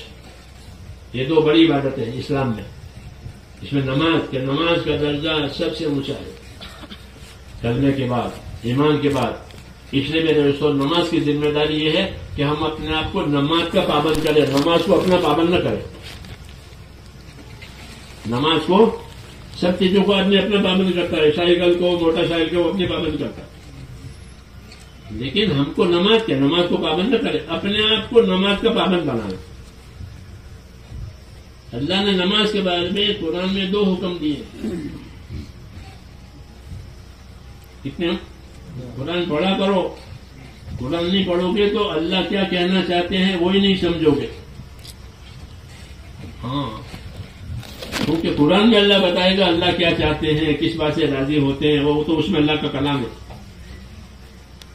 تو قرآن میں دو حکم ہے، ایک حکم یہ ہے نماز قائم کرو، دوسرا حکم یہ ہے کہ نمازوں کی حفاظت کرو۔ یہ دو حکم ہے، حافظوا علی الصلوات، نمازوں کی حفاظت کرو اور نمازوں کو قائم کرو۔ یہ دو حکم ہے نماز کے بارے میں ہم لوگوں کو، اور سب سے بڑی عبادت وہ نماز ہے۔ زندگی پر سب سے زیادہ اثر ڈالنے والی عبادت وہ نماز ہے، اور کوئی عبادت اتنا اثر نہیں ڈالے گی جتنی نماز اثر ڈالے گی۔ کہ نماز عادتوں کو سنوارے گی، نماز روزی کی برکت کو کھینچے گی، نماز دعا میں قبولیت لاوے گی۔ یہ نماز کی تاثیر ہے، یہ نماز کی تاثیر ہے کہ نماز عادتوں کو سنوارے گی، کیونکہ نماز برائیوں سے روکتی ہے۔ ان الصلاۃ تنہی عن الفحشاء والمنکر، کہ نماز برائیوں سے روکے گی۔ دنیا میں جتنی برائیاں پھیلے، اگر ہمارے اندر نماز آ گئی تو وہ برائیوں کا توڑ ہو گیا۔ کیا ہو گیا؟ برائیوں کا توڑ، برائیوں کا علاج ہم کو حکم دیا ہے۔ اس لیے میرے دوستوں، زندگی کی ہماری ذمہ داری ہے کہ ہم نمازوں کو اچھی سے اچھی پڑھیں، حکم ہے ایسا۔ ایک دعا حضور صلی اللہ علیہ وسلم نماز کے بعد روزانہ مانگتے تھے، رب اعنی علی ذکرک و شکرک و حسن عبادتک۔ یہ دعا ہے، یہ نماز کے بعد مانگنی چاہیے۔ جن کو یاد نہ ہو وہ سیکھ لے۔ حکم ہے کہ نماز کے بعد اللہ سے یہ دعا مانگا کرو۔ ایک صحابی سے فرمایا تھا، اور ہم تو دعا کے ہر وقت محتاج ہے، ہم کو تو اللہ کی مدد کی ہر وقت ضرورت ہے، کہ یہ دعا سیکھو اور اللہ سے روز مانگا کرو ہر نماز کے بعد، رب اعنی علی ذکرک و شکرک و حسن عبادتک، کہ یا اللہ میری مدد کر۔ دعا کا مطلب یہ ترجمہ یہ کہ اللہ میری مدد کر۔ کس کام میں مدد چاہتے ہو؟ کہ میری مدد کر تاکہ میں تیرا ذکر کرنے والا بنوں۔ ایک ہوتا ہے ذکر کرنے والا، ایک ہوتا ہے غفلت والا۔ تو غفلت والی زندگی ہے، تو غفلت والی زندگی میں سے ہماری زندگی ذکر والی بنا دے، کہ ہم تجھے یاد کرنے والے بنائیں، ہم تجھے یاد کرنے والے بنے، تجھ سے ڈرنے والے بنے، یہ ہماری مدد کر۔ دوسرا کہ ہم تیرا شکر کرنے والے بنے، کیونکہ ہماری طرف دو چیزیں آتی ہیں، ایک اللہ کے حکم ہماری طرف آتے ہیں اور ایک اللہ کی نعمتیں ہماری طرف آتی ہیں۔ یہ دو چیزیں روزانہ آتی ہیں، اللہ نعمتیں بھی دیتا ہے، حکم بھی دیتا ہے۔ میری بات سمجھ رہے ہیں؟ ابھی عشاء کا وقت ہوگا تو عشاء کی نماز کا حکم آئے گا کہ عشاء پڑھو۔ جب فجر کی نماز آئے گی تو فجر کا حکم آئے گا، فرشتے کہیں گے فجر پڑھو۔ ظہر آ گیا تو ظہر پڑھو، فرشتے کہتے ہیں کہ اٹھو نماز پڑھو، دوزخ کی آگ کو بجھاؤ۔ یہ کہتے ہیں، یہ فرشتوں کا اعلان ہے، سنتے نہیں ہم، مگر ہم کو حدیثوں میں بتایا کہ فرشتے نمازوں میں اعلان کرتے اٹھو نمازوں پڑھو اور جو آگ دوزخ کی جلائی ہے اس کو بجھاؤ، تو نمازوں سے وہ آگ بجھے گی۔ جی ہاں، نہیں تو نماز چھوڑ کے آگ میں جائے گا، نماز چھوڑ کے آگ میں جائے گا۔ ہاں، کہ نماز چھوڑنا بہت بڑا گناہ ہے، کفر کے بعد کوئی گناہ ہے تو نماز چھوڑنا ہے. اس نے کہا کہ نماز ادا کر کے دوزخ کی آگ کو اپنے اوپر بجھاؤ. ہاں، اس لیے ہم کو دعا مانگی کہ رب اعیننی علی ذکرک و شکرک و حسن عبادتک. یہ اللہ میری مدد کر کہ میں تیرا ذکر کرنے والا بنوں، تو غفلت والا نہ بنوں، میں تیرا شکر کرنے والا بنوں، ناشکری کرنے والا نہ بنوں، اور مجھے ایسا بنا کہ میں تیری عبادت اچھی سے اچھی طریقے سے کروں. حسن عبادت ہے کہ میں تیری عبادت اچھی سے اچھی طریقے سے کروں. یہ دعا سکھائیے تاکہ جو بھی عبادت کرے مسلمان وہ اچھی سے اچھی کرے. آپ کھانا پکاتے ہو تو کیسا پکاتے؟ کچا پکا، کچا پکا، اچھے سے اچھا کھانا، اچھے سے اچھا کپڑا، اچھے سے اچھا مکان، اچھے سے اچھا. ہر حاجت آدمی اچھے سے اچھی بناتا ہے، یہ اس کا مزاج ہے. تو کہا جس طرح اپنی حاجتوں کو اچھی سے اچھی بناتے ہو، اللہ کی عبادت کو اچھی سے اچھی بناؤ. تو نماز کو اچھی سے اچھی پڑھو، یا نماز سنت کے مطابق پڑھو. کس کے مطابق؟ سنت کے مطابق پڑھو. کہ نماز نور ہے. نماز کیا ہے؟ نماز نور ہے. اپنی زندگی کو نورانی بناؤ. تو نماز کو سنت کے مطابق پڑھنا، نماز کے طریقوں کو سیکھنا اور سنت کے مطابق پڑھنا، تو پھر وہ نماز نور بنے گی. جب قبر میں میت اتاری جائے گی تو اس کے اعمال اس کے چاروں طرف ہو جائیں گے. یہ کتابوں میں لکھا ہے. لیکن کتاب پڑھتے نہیں، میں موبائل دیکھتے ہیں. تو موبائل دیکھنے سے جہالت بھی بڑھے گی، غفلت بھی بڑھے گی. یاد رکھو، وہ یہ دونوں چیزوں سے موت سخت ہو جائے گی. موت غفلت سے اور جہالت سے سخت ہو جاتی ہے. یہ ڈرنے کی بات ہے. تو جب وہ قبر میں اترے گا تو اس کی عبادتیں اس کے ساتھ ہو جائیں گی. کلمہ سر کی طرف ہوگا، لا الہ الا اللہ، تو پہلا نمبر ہے. یہ سر کی طرف ہوگا. نماز دائیں طرف ہوگی، روزہ بائیں طرف ہوگا. ایک طرف زکوٰۃ ہوگی، اگر صدقہ دیا ہے تو، اور زکوٰۃ نہیں دی ہے، مال جمع کیا ہے، تو پھر وہ مال عذاب بنے گا. مال عذاب بنے گا کیونکہ مال کی زکوٰۃ نہیں دی ہے. زکوٰۃ اللہ کا حق ہے، غریب کا نہیں ہے. زکوٰۃ کس کا حق ہے؟ اللہ کا، غریب کا نہیں. غریب کیا جانے آپ کے پاس کیا ہے؟ اللہ جانتے ہیں آپ کے پاس کیا ہے. اس لیے زکوٰۃ اللہ کا حق ہے. نماز بھی اللہ کا حق ہے کیونکہ عبادت ہے، عبادت اللہ کا حق ہے. اس لیے میرے دوستو، ایک تو اپنے آپ کو نماز کا پابند بنانا زندگی کو سنوارنے کے لیے، اور نماز سنت کے مطابق پڑھنا. سنت یہ ہے کہ نماز باجماعت ادا کی جائے. عبداللہ بن مسعود رضی اللہ عنہ ایک بڑی بات کہتے تھے. ایک بڑی بات کہتے تھے. وہ بڑی بات ان کی یہ تھی کہ مسلمانوں سے کہتے تھے کہ تم میں سے جو آدمی اللہ تعالیٰ سے ایمان کی حالت میں ملاقات کرنا چاہتے ہو تو میری بات سنو. یہ کون کہتا تھا؟ ابن مسعود. تم میں سے جو آدمی اللہ تعالیٰ سے ایمان کی حالت میں ملاقات کرنا چاہتا ہے تو میری بات سنو. کیا بات سنائی؟ ابن مسعود رضی اللہ عنہ نے بات سنائی کہ جو مسلمان اللہ تعالیٰ سے ایمان کی حالت میں ملاقات کرنا چاہے تو اس کے لیے ضروری ہے کہ وہ نماز کو باجماعت پڑھے. کتنا آسان کام ہے. اللہ سے ملاقات تو ہوگی حلال ہے، بھاگ کے تو کہیں جا نہیں سکتا. بھاگ کے تو کہیں جا نہیں سکتا. اللہ سے تو ملے گا، چاہے گنہگار بن کر ملے، چاہے پرہیزگار بن کر ملے، لیکن اللہ سے تو ملے گا. ہاں، اللہ نے کہا ہے یا ایھا الانسان انک کادح الی ربک قدحا فملاقیہ. کہ تو جائے گا کہاں؟ اپنے رب سے تو ملے گا. چاہے کفر کی حالت میں ملے، چاہے ایمان کی حالت میں ملے، چاہے پرہیزگار بنے، گنہگار بنے، لیکن اللہ سے تو ملنا ہی ملنا ہے. تو ابن مسعود یہ کہتے تھے مسلمانوں سے کہ اللہ سے ملاقات ایمان کی حالت میں کرنا پسند کرتے ہو تو یاد رکھو نمازوں کو مسجد میں جا کر باجماعت ادا کرو. نمازوں کو مسجد میں جا کر باجماعت ادا کرو. کیوں کہ نماز باجماعت جو ہے وہ نبی کی سنت ہے. حضور صلی اللہ علیہ وسلم باجماعت نماز پڑھتے تھے، بیماری میں بھی. آخری بیماری تھی اس میں بھی. تو کہا کہ یہ باجماعت نماز جو ہے وہ تمہارے نبی کی سنت ہے. اگر تم نبی کی سنت چھوڑ دو گے تو گمراہ ہو جاؤ گے. یعنی نماز جماعت چھوٹ گئی کہ اب گمراہ ہو جائے گا. شیطان اس پر قبضہ کرے گا. شیطان اس وقت تک قبضہ نہیں کر سکتا جب تک یہ نماز کا پابند ہو. نماز میں یہ تاثیر ہے. اس لیے اپنے آپ کو میرے دوستوں نمازوں کا پابند بنانا, با جماعت نماز پڑھنا, پہلی صف میں نماز پڑھنا, تکبیر اولیٰ کے ساتھ نماز پڑھنا. اتنی فضیلتیں ہیں نمازوں کی, اتنی برکتیں ہیں کہ پہلی صف میں نماز پڑھے.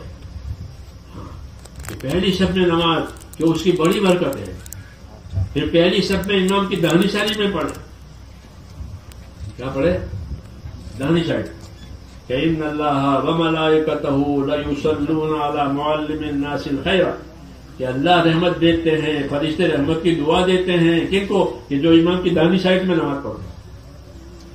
داہنی سائڈ پہلی صف میں ملے, دوسری صف میں ملے, داہنی سائڈ. یہ داہنی سائڈ کی بھی فضیلت ہے, پہلی صف کی بھی فضیلت ہے. کہ لوگوں کو معلوم ہو جاتا کہ پہلی صف میں کیا ملنے والا ہے تو پھر لوگ چٹھی ڈالتے کہ میں بھی رہوں گا. چٹھی ہوتی ہے, ایک چیز کے بہت سے حقدار ہوتے ہیں تو وہ چٹھی جس کا نام نکلے وہ لے. کہ لوگوں کو معلوم ہو جاتا کہ پہلی صف میں کیا ملتا ہے تو پھر لوگ جگہ رہتے اور پھر چٹھی ڈالنی پڑتی کہ جس کا نام چٹھی میں نکلے وہ پہلی صف میں آ جائے. پہلی صف کا اتنا نفع ہے. اس لیے میرے دوستوں میں اس لیے بات کر رہا ہوں کہ نماز کو معمولی نہ سمجھے, نماز کو پہلی صف میں پڑھے, پہلی صف میں پڑھے, نماز کا اہتمام کرے کہ نماز ہمارے اوپر اثر ڈالے. سعید ابن مسیب ایک تابعی ہے, بزرگ ہے, فرماتے ہیں 20 برس ہو گئے. کتنے؟ 20 سال ہو گئے, کبھی ایسا نہیں ہوا کہ میں اذان سے پہلے مسجد میں نہ پہنچا ہوں. کتنے سال ہو گئے؟ 20 برس کی پابندی بتائی. لوگوں کو اس نے پابندی بتائی کہ لوگ اس سے سبق سیکھیں کہ نماز ایک پابند ہونے کی چیز ہے. تو فرمایا 20 برس ہو گئے, کبھی ایسا نہیں ہوا کہ میں اذان سے پہلے مسجد میں نہ پہنچا. مسلمان ہے, اس کو اپنی نماز کھینچتی ہے, جیسے لوگوں کا کاروبار کھینچتا ہے, اپنی ضرورتیں کھینچتی ہے. مسلمان کو اس کی نماز کھینچے کہ اللہ کی عبادت ہے اور نور ہے. اس لیے میرے دوستوں اپنے آپ کو نمازوں کا پابند بنانا اور نمازیں سیکھنا. عادت والی نماز نہیں, عبادت والی نماز. ایک تو ہم کو عادت پڑ گیا, رکوع ہوتا ہے, سجدہ ہوتا ہے, سلام سب وہ ٹھیک ہے, عادت ٹھیک ہے, لیکن عادت کو عبادت بنانا ہے. عادت کو تو عادت عبادت بنے گی طریقہ جاننے سے. اس سے یہ سنت طریقہ, سجدہ کا یہ سنت طریقہ ہے, رکوع کا یہ طریقہ ہے, کھڑا ہونے کا یہ طریقہ ہے, ہاتھ باندھنے کا یہ طریقہ ہے. ایک تو عادت پڑی ہوئی ہے تو اچھی ہے عادت, لیکن عادت کو عبادت بناؤ. کیا بناؤ؟ اپنی عادت کو عبادت بناؤ. ہاتھ باندھنے کا کیا طریقہ ہے, رکوع کرنے کا کیا طریقہ ہے, اللہ کے راستے میں نکل کے یہ سیکھو. سیکھی ہوئی نماز, دیکھی ہوئی نہیں. ایک تو دیکھ کر کے وہ جو تو دیکھا ہوا نہیں, سیکھا ہوا. آپ گاڑی چلاتے ہو دیکھ کر چلاتے ہو کہ فلانا گاڑی چلا رہا میں بھی چلاؤں, ایسے فلانا مشین سیکھتا ہے میں بھی سیکھوں. کوئی نہیں کرتا. کسی ہنر کو دیکھ کر کوئی نہیں کرے گا, ہر ہنر کو سیکھے گا پھر کرے گا. ہے نہیں بات قاعدے کی کہ اس کو دیکھ کر کرنے لگ گئے, کہ نہ بلکہ سیکھے گا پھر کرے گا. دین کا بھی میرے بھائیوں یہی تقاضا ہے کہ دین کے کاموں کو سیکھو پھر کرو, تاکہ وہ صحیح ہو جائے. نہیں تو غلط ہوگا اور گناہ ہوگا. اس لیے کہتے ہیں نمازوں کو بنانے کے لیے اللہ کے راستے میں جاؤ.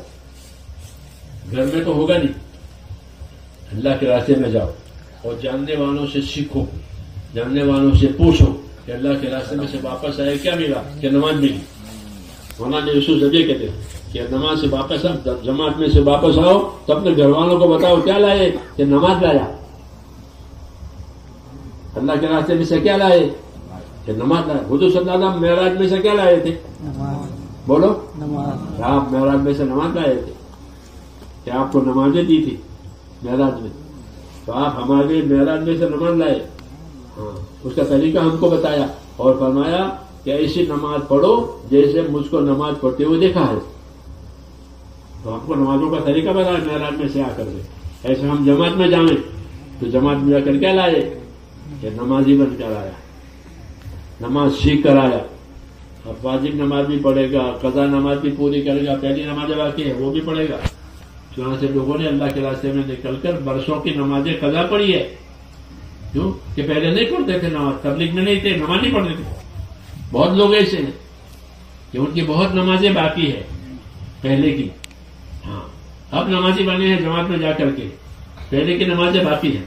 تو جن لوگوں کو اللہ نے توفیق دی اور انہوں نے تبلیغ کے کام کو سمجھا تو وہ پچھلی چھوٹی ہوئی نمازیں بھی پڑھی. ہمارے ایک ساتھی تھے، اس نے 20 برس کی نمازیں قضا پڑھی. تو میں ان کو جانتا ہوں، یہ تو کوئی سنا ہوا قصہ نہیں ہے، میں اس کو جانتا ہوں.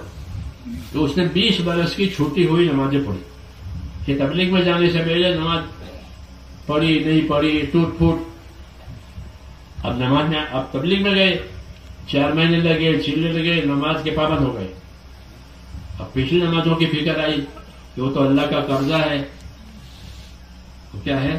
قرض ہے اللہ کا. تو اس نے 20 برس کی نمازیں قضا پڑھی. اس کا طریقہ یہ تھا کہ روزانہ مغرب سے عشاء تک وہ مسجد میں رہتا، اپنی نماز کا حساب لگاتا تھا، اپنی نماز کا حساب لگاتا تھا. اور ہوتے ہوتے 20 کسی کو نہیں بتایا. جب اس کے مرنے کا وقت آیا تو اس کے بھائی کو بتایا کہ اللہ کا شکر ہے 20 نمازوں کا قرض باقی تھا وہ پورا ہو گیا، اور 20 نمازیں چھوٹی ہوئی تھی وہ پوری کر. اس کے بعد اس کا انتقال ہو گیا. حضرت عمر فرماتے تھے جیسی زندگی گزارو گے ویسے مرو گے. یہ فرماتے تھے کہ جیسی زندگی گزارو گے ویسے مرو گے. تو یہ نمازی بنا تو نمازی مرا کہ جو ادا وقت کی تھی اس کو ادا کی، جو چھوٹی ہوئی تھی اس کو اسی قضا کی. یہ اللہ کی طرف سے ہوتا ہے کہ جب آدمی کسی کام میں لگتا ہے، فکر کرتا ہے تو اللہ ادا کرا دیتا ہے. اس طرح ایک ساتھی ساؤتھ انڈیا کے تھے، اس نے 18 برس کی زکات دی، اس نے 20 برس کی نماز پڑھی. ہاں اس نے 18 برس کی زکات دی، 4 مہینے لگائے. تو پھر فضائل صدقات میں دیکھا زکات اور یہ فضائل صدقات میں ایسا. تو اب کہ میں تو وہ بلڈر تھا، بلڈنگ والا، کہ میں تو 18 سال سے کما رہا ہوں، میرے پاس تو مال ہے، میں نے زکات تو دی نہیں آتی. تو اس نے 18 برس کی زکات دی کہ میں 18 برس اللہ کا حق ہے. یہ کام اس طرح تبلیغ میں آنے سے اور اللہ کے راستے کے کام کرنے سے زندگی کا رخ پلٹ جاتا ہے. کہ پہلے مال جمع کرنے کی فکر میں تھا، اب مال لگانے کی فکر میں آ گیا. نماز چھوٹ گئی تھی، نمازیں ادا ہو گئی. ہم لوگ امریکہ میں تھے، جماعت تھی ہماری سال کی. تو وہاں یونیورسٹیوں میں، امریکہ کی یونیورسٹیوں میں عربوں کے لڑکے عرب ملکوں سے آ کر کے وہاں پڑھتے ہیں. ہم لوگ تھے اس سال 70,000 تھے پڑھنے والے یونیورسٹی. تو ان میں ہم کام کرتے تھے، ان کو دعوت دیتے تھے، وہ ہمارے ساتھ کام میں جڑتے تھے. پھر وہ یہاں بھی آئے ہمارے ملک میں نظام الدین میں. تو نظام الدین میں آئے تو مجھے کہنے لگے کہ ہم نے تو یونیورسٹی میں پڑھائی جاتی ہے اور روزے تو رکھے نہیں، پڑھنے کی وجہ تو ہمارے تو روزے فوت ہو گئے، تو ہم روزہ قضا رکھنا چاہتے ہیں. انہوں نے قضا نمازیں پڑھی، انہوں نے زکاتیں ادا کی، یہ روزے والا بنا. تو ایسا ہی زمانہ مئی جون کا زمانہ تھا جب. تو میں نے کہا کہ اب تو مئی جون کا زمانہ ہے، تو ہمارے ملک میں مئی جون میں بہت گرمی ہوتی ہے، کسی بھی علاقے میں جاؤ تو تم روزے بھی رکھو گے، جماعت میں بھی پھرو گے تو مشکل ہے. روزے کی قضا تو بے شک کرنی ہے. تو میں نے کہا تم ابھی تو جماعت میں وقت پورا کر لو، اور جب اپنا واپس جاؤ اور جب موسم ٹھنڈا ہو جائے تو اپنے روزوں کی قضا کرنا.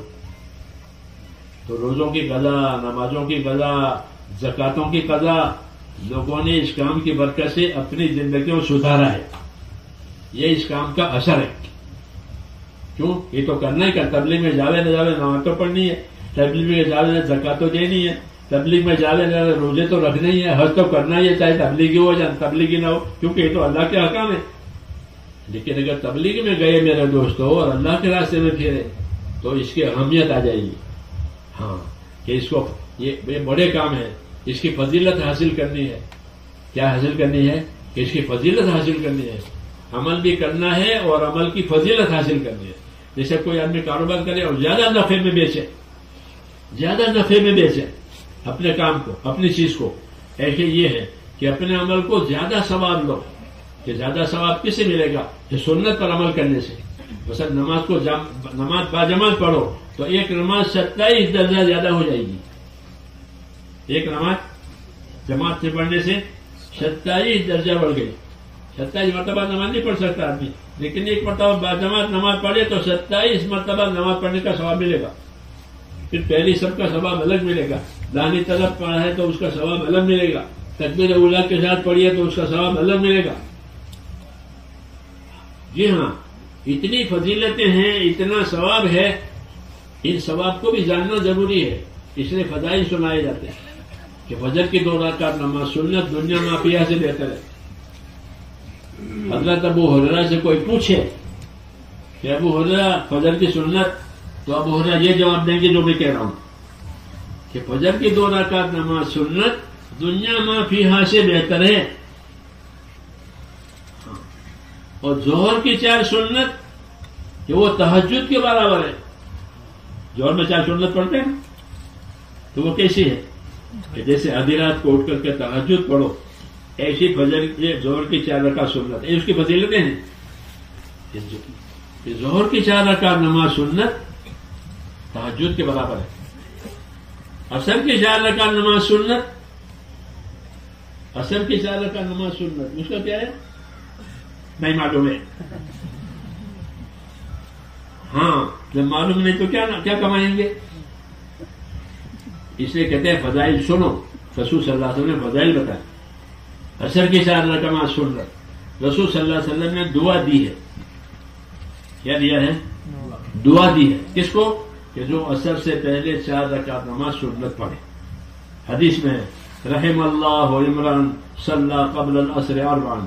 اللہ اس بندے پر رحم کر کہ جو عصر سے پہلے 4 رکعت سنت پڑھے. تو نبی کی دعا لینی ہو تو عصر سے پہلے 4 رکعت سنت پڑھو. ٹھیک ہے نا؟ ہمارے دعا کرو، ہمارے بزرگوں سے نیک بندوں سے ایک دوسرے کہتے ہیں ہم کہ ہمارے لیے دعا کرو. ہم تو نبی خود دعا کرنے کے لیے تیار ہے. کس کے لیے؟ کس کے لیے؟ کہ عصر سے پہلے 4 رکعت نماز سنت پڑھنے والوں کو نبی دعا دے رہے ہیں. یہ اس کی فضیلت ہے کہ رحم اللہ عمران صلی قبل العصر 4. اللہ اس بندے پر رحم کرے جو عصر سے پہلے 4 رکعت سنت پڑھے. کتنے پیسے خرچ ہوں گے بولو؟ کچھ نہیں. نبی کی دعا ملے گی. نبی سے بڑھ کر اور کس کی دعا ہو سکتی؟ یہ نیت کرو کہ اس طرح پڑھیں گے. نیت کرو کہ فجر کی سنتوں کی ایک قیمت ہے، ظہر کی سنتوں کی ایک قیمت ہے، عصر کی سنتوں کی ایک قیمت ہے، تہجد کی ایک قیمت ہے. سب کی قیمتیں بتائیے. اس کو فضیلت کہتے ہیں. اس کو کیا کہتے ہیں؟ اس کو فضیلت کہتے ہیں. یہ فضائل اس لیے بنے ہیں کہ اس کی قیمت معلوم ہو جائے تو جس کی قیمت معلوم ہوگی وہ چیز برباد نہیں کرے گا، اور جس کی قیمت معلوم نہ ہو اس کو برباد کرے گا. یہ تو میرے کام کے لیے ہے. ہاں، اور جس کی قیمت معلوم ہو جائے اس کو لے کے رکھے گا. تو ہم کو عملوں کی قیمت بتائیے. فضیلت کا مطلب یہ ہے کہ تمہارے عملوں کی کیا کیا قیمت ہے. تو یہ قیمتیں بتائیے. نمازوں کی قیمت، زکاتوں کی قیمت، ذکر کی قیمت. ذکر کرو اللہ تعالیٰ کا، سبحان اللہ الحمدللہ. ذکر کہ ذکر کا کیا اثر ہے؟ ذکر کا کیا اثر ہے؟ فرمایا رسول صلی اللہ علیہ وسلم نے کہ میں نے کوئی جگہ قبر سے زیادہ بھیانک نہیں دیکھی. یہ کہا کہ میں نے کوئی جگہ قبر سے زیادہ بھیانک اور خوفناک نہیں دیکھی. ما رأیت منظرا قط الا القبر افظع منه. کہ میں نے کوئی جگہ قبر سے زیادہ بھیانک نہیں دیکھی. اس کا کیا علاج ہے؟ یہ بھیانک ہو رہی ہے. تو فرمایا کہ اللہ کے ذکر سے بڑھ کر قبر کے عذاب کو دور کرنے والی کوئی چیز نہیں ہے. یہ اس کا علاج بتایا. ایک طرف اس کی بھیانک ہونے کو بھی سمجھایا تاکہ ہر ایک جن کی پہلی منزل ہر آدمی کی اس کی قبر ہے. پہلی منزل کیا ہے؟ قبر ہے. وہاں سے بھاگ نہیں سکتا. تو اس قبر کے بارے میں فرمایا کہ وہ سب زیادہ بھیانک جگہ ہے، وحشت کی جگہ ہے، اندھیرا ہے. ہزاروں من مٹی کے نیچے ہے وہ، پتہ نہیں اس کو. جی ہاں، ہزاروں من مٹی اس پر پڑی ہوئی ہے. اس مٹی کے نیچے گھبرا رہا اور کوئی ہے نہیں، تو گھبراہٹ کا کیا علاج ہے؟ آپ نے فرمایا کہ ایک علاج اس کا اللہ کا ذکر ہے، کہ اللہ کے ذکر سے بڑھ کر قبر کے عذاب سے بچانے والی کوئی چیز نہیں۔ اس لیے میرے دوستو ہماری دعوت ہے کہ صبح شام اللہ کا ذکر کرو۔ کیا کرو؟ تیسرا کلمہ سبحان اللہ والحمدللہ ولا الہ الا اللہ، وہ درود شریف، استغفار، قرآن پاک کی تلاوت، یہ اللہ کا ذکر کہلاتا ہے۔ یہ قبر میں کام آئے گا، قبر کی تپش میں، قبر کی گھبراہٹ میں، کہ قبر میں تپش بھی ہوگی۔ یہ فرمایا جیسے بجلی چلی جاتی ہے تو گھروں میں تپش ہوتی ہے نہیں ہوتی؟ بجلی نہیں ہے تو پھر قبر میں تپش ہوگی۔ تو پوچھا اس کا کیا علاج ہے؟ فرمایا قبر کی تپش کا علاج صدقہ کرنا ہے، کہ صدقہ کرو اپنے مال کا تو قبر میں ٹھنڈک آئے گی۔ جیسے مکانوں میں ٹھنڈک چاہیے نا، تو قبر کی ٹھنڈک کیسے ہوگی؟ کہ تمہارا صدقہ تمہاری ٹھنڈک کا سامان ہے۔ ہر آدمی قیامت میں اپنے صدقے کے سائے میں ہوگا، جیسے چھتری لے کر بارش میں جاتے ہیں، ہاں، یا گرمی میں چھتری لے کر جاتے ہیں، ایسے ہر آدمی قیامت میں اپنے صدقے کے سائے میں ہوگا۔ جتنا صدقہ اس نے کیا ہے وہی سایہ ہوگا، نہیں تو نہیں ہوگا۔ یہ کیا بتایا؟ کہ عمل کی تاثیر بتائی ہے کہ تمہاری نمازیں، تمہارا صدقہ، تمہارا ذکر، یہ تمہارے کام کی چیزیں ہیں۔ ہاں، آج اس کا نفع نہیں معلوم ہے، لیکن کل اس کی ضرورت پڑے گی، اور دنیا میں بھی اس کی برکتیں آتی ہے کہ ذکر کی وجہ سے سکون ملتا ہے، نماز کی وجہ سے روزی میں برکت آتی ہے، نماز کی وجہ سے دعا قبول ہوتی ہے۔ جی ہاں، زکوٰۃ کی وجہ سے بلا اور بیماریاں دور ہوتی ہے، صدقے سے بلا بیماری ہوتی ہے۔ لوگ صدقہ نہیں کرتے آج کل، اور بیماریوں میں ان کے پیسے جاتے ہیں۔ ہاں، صدقہ نہیں دیتے، بخیلی ہے، بخیلی ہے، تیار نہیں ہے تب صدقہ دینے کے لیے۔ امام غزالی رحمۃ اللہ علیہ فرماتے تھے کہ مسلمان کو چاہیے کہ روز صدقہ کرے،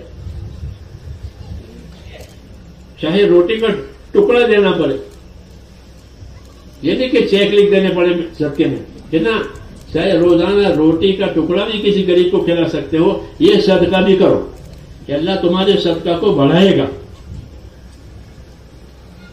تمہارے صدقے کو بڑھائے گا۔ یہ نہیں کہ بڑی رقم صدقہ کرو روز، کہ روز بڑی رقم نہیں ہو سکتی، مشکل ہے، تو کہ بڑی روٹی کا ٹکڑا دے سکتے ہو کہ وہ دو، کہ اللہ تمہارے صدقات کو بڑھائے گا۔ جیسے زمین میں گٹلی ڈالی تو اللہ نے درخت بنا دیا، بنا، پھر وہ درخت ہر سال پھل دیتا ہے، ایسے تمہارے صدقات کو، تمہارے عمل کو اللہ بڑھا دے گا اور تمہارے کام آئے گا۔ تو فرماتے ہیں کہ روز صدقہ دو، چاہے روٹی کا ٹکڑا دینا پڑے۔ یہ کیوں؟ تاکہ آدمی اپنے عمل کا پابند بنے، اور جو عمل وہ کرے گا اس کا نفع اس کے سامنے آئے گا۔ یہی ہماری دعوت ہے کہ اپنی دنیا سے آخرت بناؤ، جیسے میں نے شروع میں کہا تھا کہ اپنی دنیا سے آخرت بناؤ۔ دنیا گزر جائے گی، اور آخرت بنائی ہے تو وہ مل جائے گی، نہیں تو نہیں ملے گی، دنیا ختم ہو گئی۔ اس لیے دعوت ہے میرے تو وابتغی فیما آتاک اللہ الدار الآخرہ، کہ اللہ نے جو تم کو دنیا دی ہے اس سے اپنے آخرت بناؤ۔ اللہ نے ایمان دیا ہے کہ ایمان کی وجہ سے ساری عبادت قبول ہوتی ہے، کافر کی کوئی عبادت قبول نہیں ہوتی، اس کا ایمان نہیں ہے۔ ہماری ہر عبادت قبول ہوتی ہے، نماز ہو، صدقہ ہو، دعا ہو، کیوں؟ ہمارا ایمان ہے، لیکن اس کو صحیح کرنا ہے اس عبادتوں کو، اس لیے اس کو سیکھنا ہے، اس کی فضیلت بھی جاننی ہے، اس کا طریقہ بھی جاننا ہے، دو چیزیں جاننا ہے۔ اس کی فضیلت جانا کہ میں یہ عمل کر رہا ہوں، اس کی کیا فضیلت ہے، فضیلت جاننے سے شوق پیدا ہوگا، اور طریقہ جاننے سے وہ عمل صحیح ہوگا۔ فضیلت جاننے سے شوق پیدا ہوگا۔ جیسے میں نے کہا کہ نماز پڑھے تو 27 درجہ نماز میں ہوگی، اب جماعت کی نماز 27 درجہ، تو فضیلت معلوم ہوئی، تو جماعت سے نماز پڑھے گا، کیوں؟ 27 درجہ ہے۔ 27 مرتبہ نماز پڑھنا آسان نہیں ہے، لیکن ایک مرتبہ جماعت سے نماز پڑھ تو 27 مرتبہ تو آسان ہو گیا۔ تو فضیلت سے شوق پیدا ہوگا اور صحیح طریقہ ہوگا تو وہ عمل قابل قبول ہوگا۔ اس لیے عمل کو سیکھنا بھی ہے، وہ صحیح طریقے سے کرنا ہے۔ انفرادی عمل ہو، اجتماعی عمل ہو، دنیا کو اللہ نے عمل کی جگہ قرار دیا ہے۔ یہ دارالعمل ہے، یہاں عمل ہوگا وہاں بدلہ ہوگا۔ عمل نہیں ہے تو کہ عمل نہیں ہے کہ دنیا ختم ہو گئی، آخرت بنی نہیں۔ تو پریشانیوں میں آدمی کی زندگی پڑ جائے گی. اس لیے اپنے آپ کو اللہ کے راستے میں اس لیے نکالنا ہے کہ زندگی عمل والی بنے، زندگی یقین والی بنے کہ اللہ سے ہوتا ہے، اللہ کے غیر سے نہیں ہوتا، اللہ عمل پر دے گا، بغیر عمل کا نہیں دے گا. یہ یقین بنانا ہے. تو یقین بنانے کے لیے بھی اور اپنے عمل کو صحیح کرنے کے لیے بھی اور اپنے آپ کو خیر کا کاموں کا عادی بنانے کے لیے بھی یہ کام ہے کہ جب آدمی جماعت میں جائے گا تو خیر کے کاموں کا عادی ہو جائے گا. پھر تہجد بھی پڑھے گا، اشراق بھی پڑھے گا، چاش بھی پڑھے گا، ہاں فرائض بھی ادا کرے گا. کیوں کہ عادت ہو گئی. حضرت عمر فرماتے ہیں کہ اپنے آپ کو اچھے کاموں کا عادی بناؤ. اس لیے میرے دوستوں یہ دعوت کا کام ہے، یہ ایک رحمت ہے ہمارے لیے. کیا ہے؟ ایک رحمت ہے، ایک بارش ہے. جیسے پانی برستا ہے تو سب چیز اگتی ہے، زعفران بھی اگے، جو بھی اگے. اور پانی نہیں ہے تو نہ زعفران نہ جو، اعلیٰ ادنا کوئی چیز پانی کے بغیر نہیں ہوتی. پانی پڑا تو پھر اعلیٰ بھی اگ جاوے، ادنا بھی اگ جاوے، زعفران بھی اگے، جو بھی اگے. یہ کام پانی کی طرح سے کہ محنت ہوئی تو زندگی پر پانی پڑا. کیا پڑا؟ اب ایمان بھی تازہ ہوگا، نمازیں بھی اچھے ہو جائے گی، زکوٰۃ بھی ادا ہوگی، حج بھی ادا، دوسروں کے ساتھ دوسروں کی خدمت بھی کرے گا، دوسروں کے ساتھ بھلائی بھی کرے گا. اکرام سیکھ کر آیا ہے تو اپنی لائن سے اکرام کریں گے. ایسے ڈاکٹر پیدا ہو گئے جو مریضوں کا اکرام کرتے ہیں. ہاں کیوں کہ انہوں نے جماعت میں جا کر سیکھا کہ اکرام کرنے کا کیا ثواب ہے، کسی مسلمان کی ضرورت پوری کرنے کا کیا ثواب ہے. اللہ فرماتے ہیں کہ جو اپنے بھائی کی ضرورت پوری کرے گا اللہ اس کی ضرورت پوری کرے گا، جو اپنے بھائی کی پریشانی دور کرے گا اللہ اس کی پریشانی دور کرے گا. یہ فضیلتیں سنی اللہ کے راستے میں. تو کوئی پریشان آیا تو اس کی پریشانی دور کر دی، کوئی ضرورت مند آیا اس کی ضرورت پوری کر دی، کوئی راستہ پوچھنے والا اس کو راستہ بتایا. ہاں کیوں کہ ہم کو یہ انعام ملا ہے کہ جو اپنے بھائی کی پریشانی دور کرے گا اللہ اس کی پریشانی دور کرے گا، جو اپنے بھائی کی مدد کرے گا اللہ اس کی مدد کرے گا، جو اپنے بھائی کی مدد نہیں کرے گا اللہ بھی اس کی مدد نہیں کرے گا. ہاں ایک بھائی ہے اس کو ضرورت ہے، اس کی ضرورت نہیں پوری کی کہ اللہ بھی اس کا وقت آئے گا تو اللہ اس کی ضرورت نہیں پوری کرے گا. ہاں ڈرایا ہے. اس لیے میرے دوستوں یہ چیزیں اپنے اندر پیدا کرنی ہے. ایمان، اعمال، اخلاق، یہ تین چیزیں ہیں. ایمان، اعمال، اخلاق. ہمارے نماز، روزہ، زکوٰۃ، صدقہ، ذکر یہ عمل کہلاتے ہیں. اور ایک اخلاق کہ میری وجہ سے کسی کا کام ہو جائے، میری وجہ سے کسی کی تکلیف دور ہو جائے، میری وجہ سے کسی کو راحت مل جائے، اس کو اخلاق کہتے ہیں. یہ اللہ کو بہت پسند ہے. پوری زمین پر دو کام اللہ کو پسند ہے. ایک زمین پر اللہ کی عبادت. زمین پر اللہ کہتے ہیں میں نے بہت لمبی چوڑی زمین بنائی ہے، اس کو میری عبادت کرو. ان ارضی واسعۃ فایایا فاعبدون. میری زمین بہت کشادہ ہے، اس پر میری عبادت کرو. تو ایک تو زمین پر اللہ کو عبادت پسند ہے. دوسری کیا بات پسند ہے کہ دوسری بات زمین پر اللہ کو یہ پسند ہے کہ ایک دوسرے کی خدمت کرے، ایک دوسرے کی ضرورت پوری کرے، ایک دوسرے کی پریشانی ختم کرے. ارحموا من فی الارض یرحمکم من فی السماء. تم زمین والوں پر رحم کرو، آسمان والا تم پر رحم کرے گا. یہ دوسرا کام کہ زمین والوں پر رحم کرو تو آسمان والا تمہارے پر رحم کرے. تو زمین پر اللہ کی عبادت اور زمین پر اللہ کے بندوں کی خدمت، یہ دو کام اللہ کو پسند ہے. ہاں تو اس کام میں دونوں باتیں ہیں.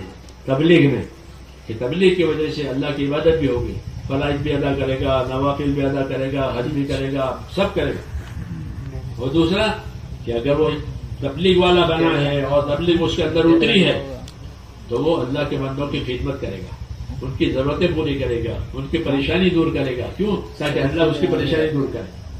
جب میں بندوں کی پریشانی دور کروں گا اللہ میری پریشانی دور کرے گا، میں بندوں کی مدد کروں گا اللہ میری مدد کرے گا.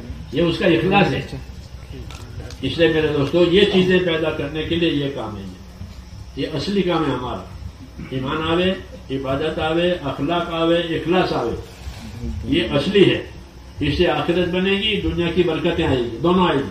کہ دنیا میں برکتیں آئے گی، آخرت میں قبولیت آئے گی اور نجات ہو جائے گی. اس کے لیے کہتے ہیں کہ اس کام کے لیے اپنے آپ کو تیار کرو. 4 مہینے ایسے لگاویں کہ زندگی پلٹ جائے. 4 مہینے کی ایک مدت ہوتی ہے کہ صحیح لگے. کہ صحیح لگنے کیا مطلب ہے کہ دنیا سے آخرت کا دھیان پیدا ہو جائے. کیا پیدا ہو جائے؟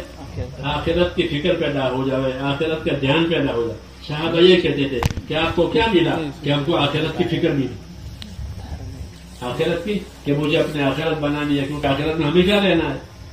اگر وہ صحیح رہی تو صحیح رہے گی، وہ بگڑی تو بگڑ جائے گی. اس لیے میرے دوستوں اپنی آخرت بنانے کے لیے بھی یہ کام ہے، اور اپنی دنیا کی برکتیں لینے کے لیے بھی یہی کام ہے کہ زندگی ایمان والی، عبادت والی، اخلاق والی، دوسروں کے حقوق پہچاننے والی، یہ زندگی بنانے کے لیے یہ کام ہے. اس کے لیے یہ بات عرض کی جاتی ہے کہ ایک مرتبہ جم کر کے 4 مہینے لگاؤ، ایسے لگاؤ کہ پندر اتر جائے.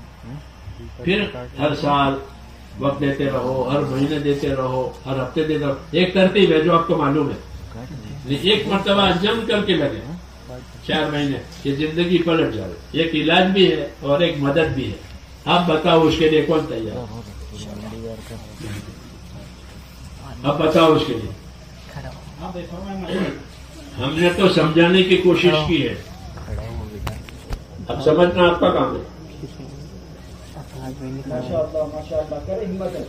اللہ آپ کے بیٹھنے کو بھی انتہا قبول فرمائے بھائی، اور مدد کرے. ماشاء اللہ بیٹھے رہیں جب تک کہ کام پورا ہو، بیٹھے رہیں. اللہ آپ کی مدد فرمائے. ماشاء اللہ اور ہمتیں کریں، اور ہمتیں کریں. 4 مہینے کے لیے اللہ کے راستے میں نکلنے کے لیے کرے ہمتیں. ماشاء اللہ جیسے فرمائے. ماشاء اللہ یہ تو ماشاء اللہ پیچھے بھی کھڑے ہو اور کرے ہمت، اور کرے ہمت. ماشاء اللہ. ہاں، نیک کام میں جلدی کرنی چاہیے، سوچنا نہیں چاہیے. نیک کام ہے، کیا سوچنا؟ نیک کام ہے. ہاں بھائی ماشاء اللہ اور فرمائے. ماشاء اللہ دیکھو ہمت کریں، اللہ کے وعدوں کا اعتماد پر، اللہ کے وعدوں کے بھروسے پر کھڑے ہو جائیں. جس کے بھی دل میں آوے وہ کھڑا ہو جائے. کریں ہمت ہے. ماشاء اللہ اپنے لیے کرنا ہے، دوسروں کے لیے نہیں کرنا. ماشاء اللہ اور ہمت کرو.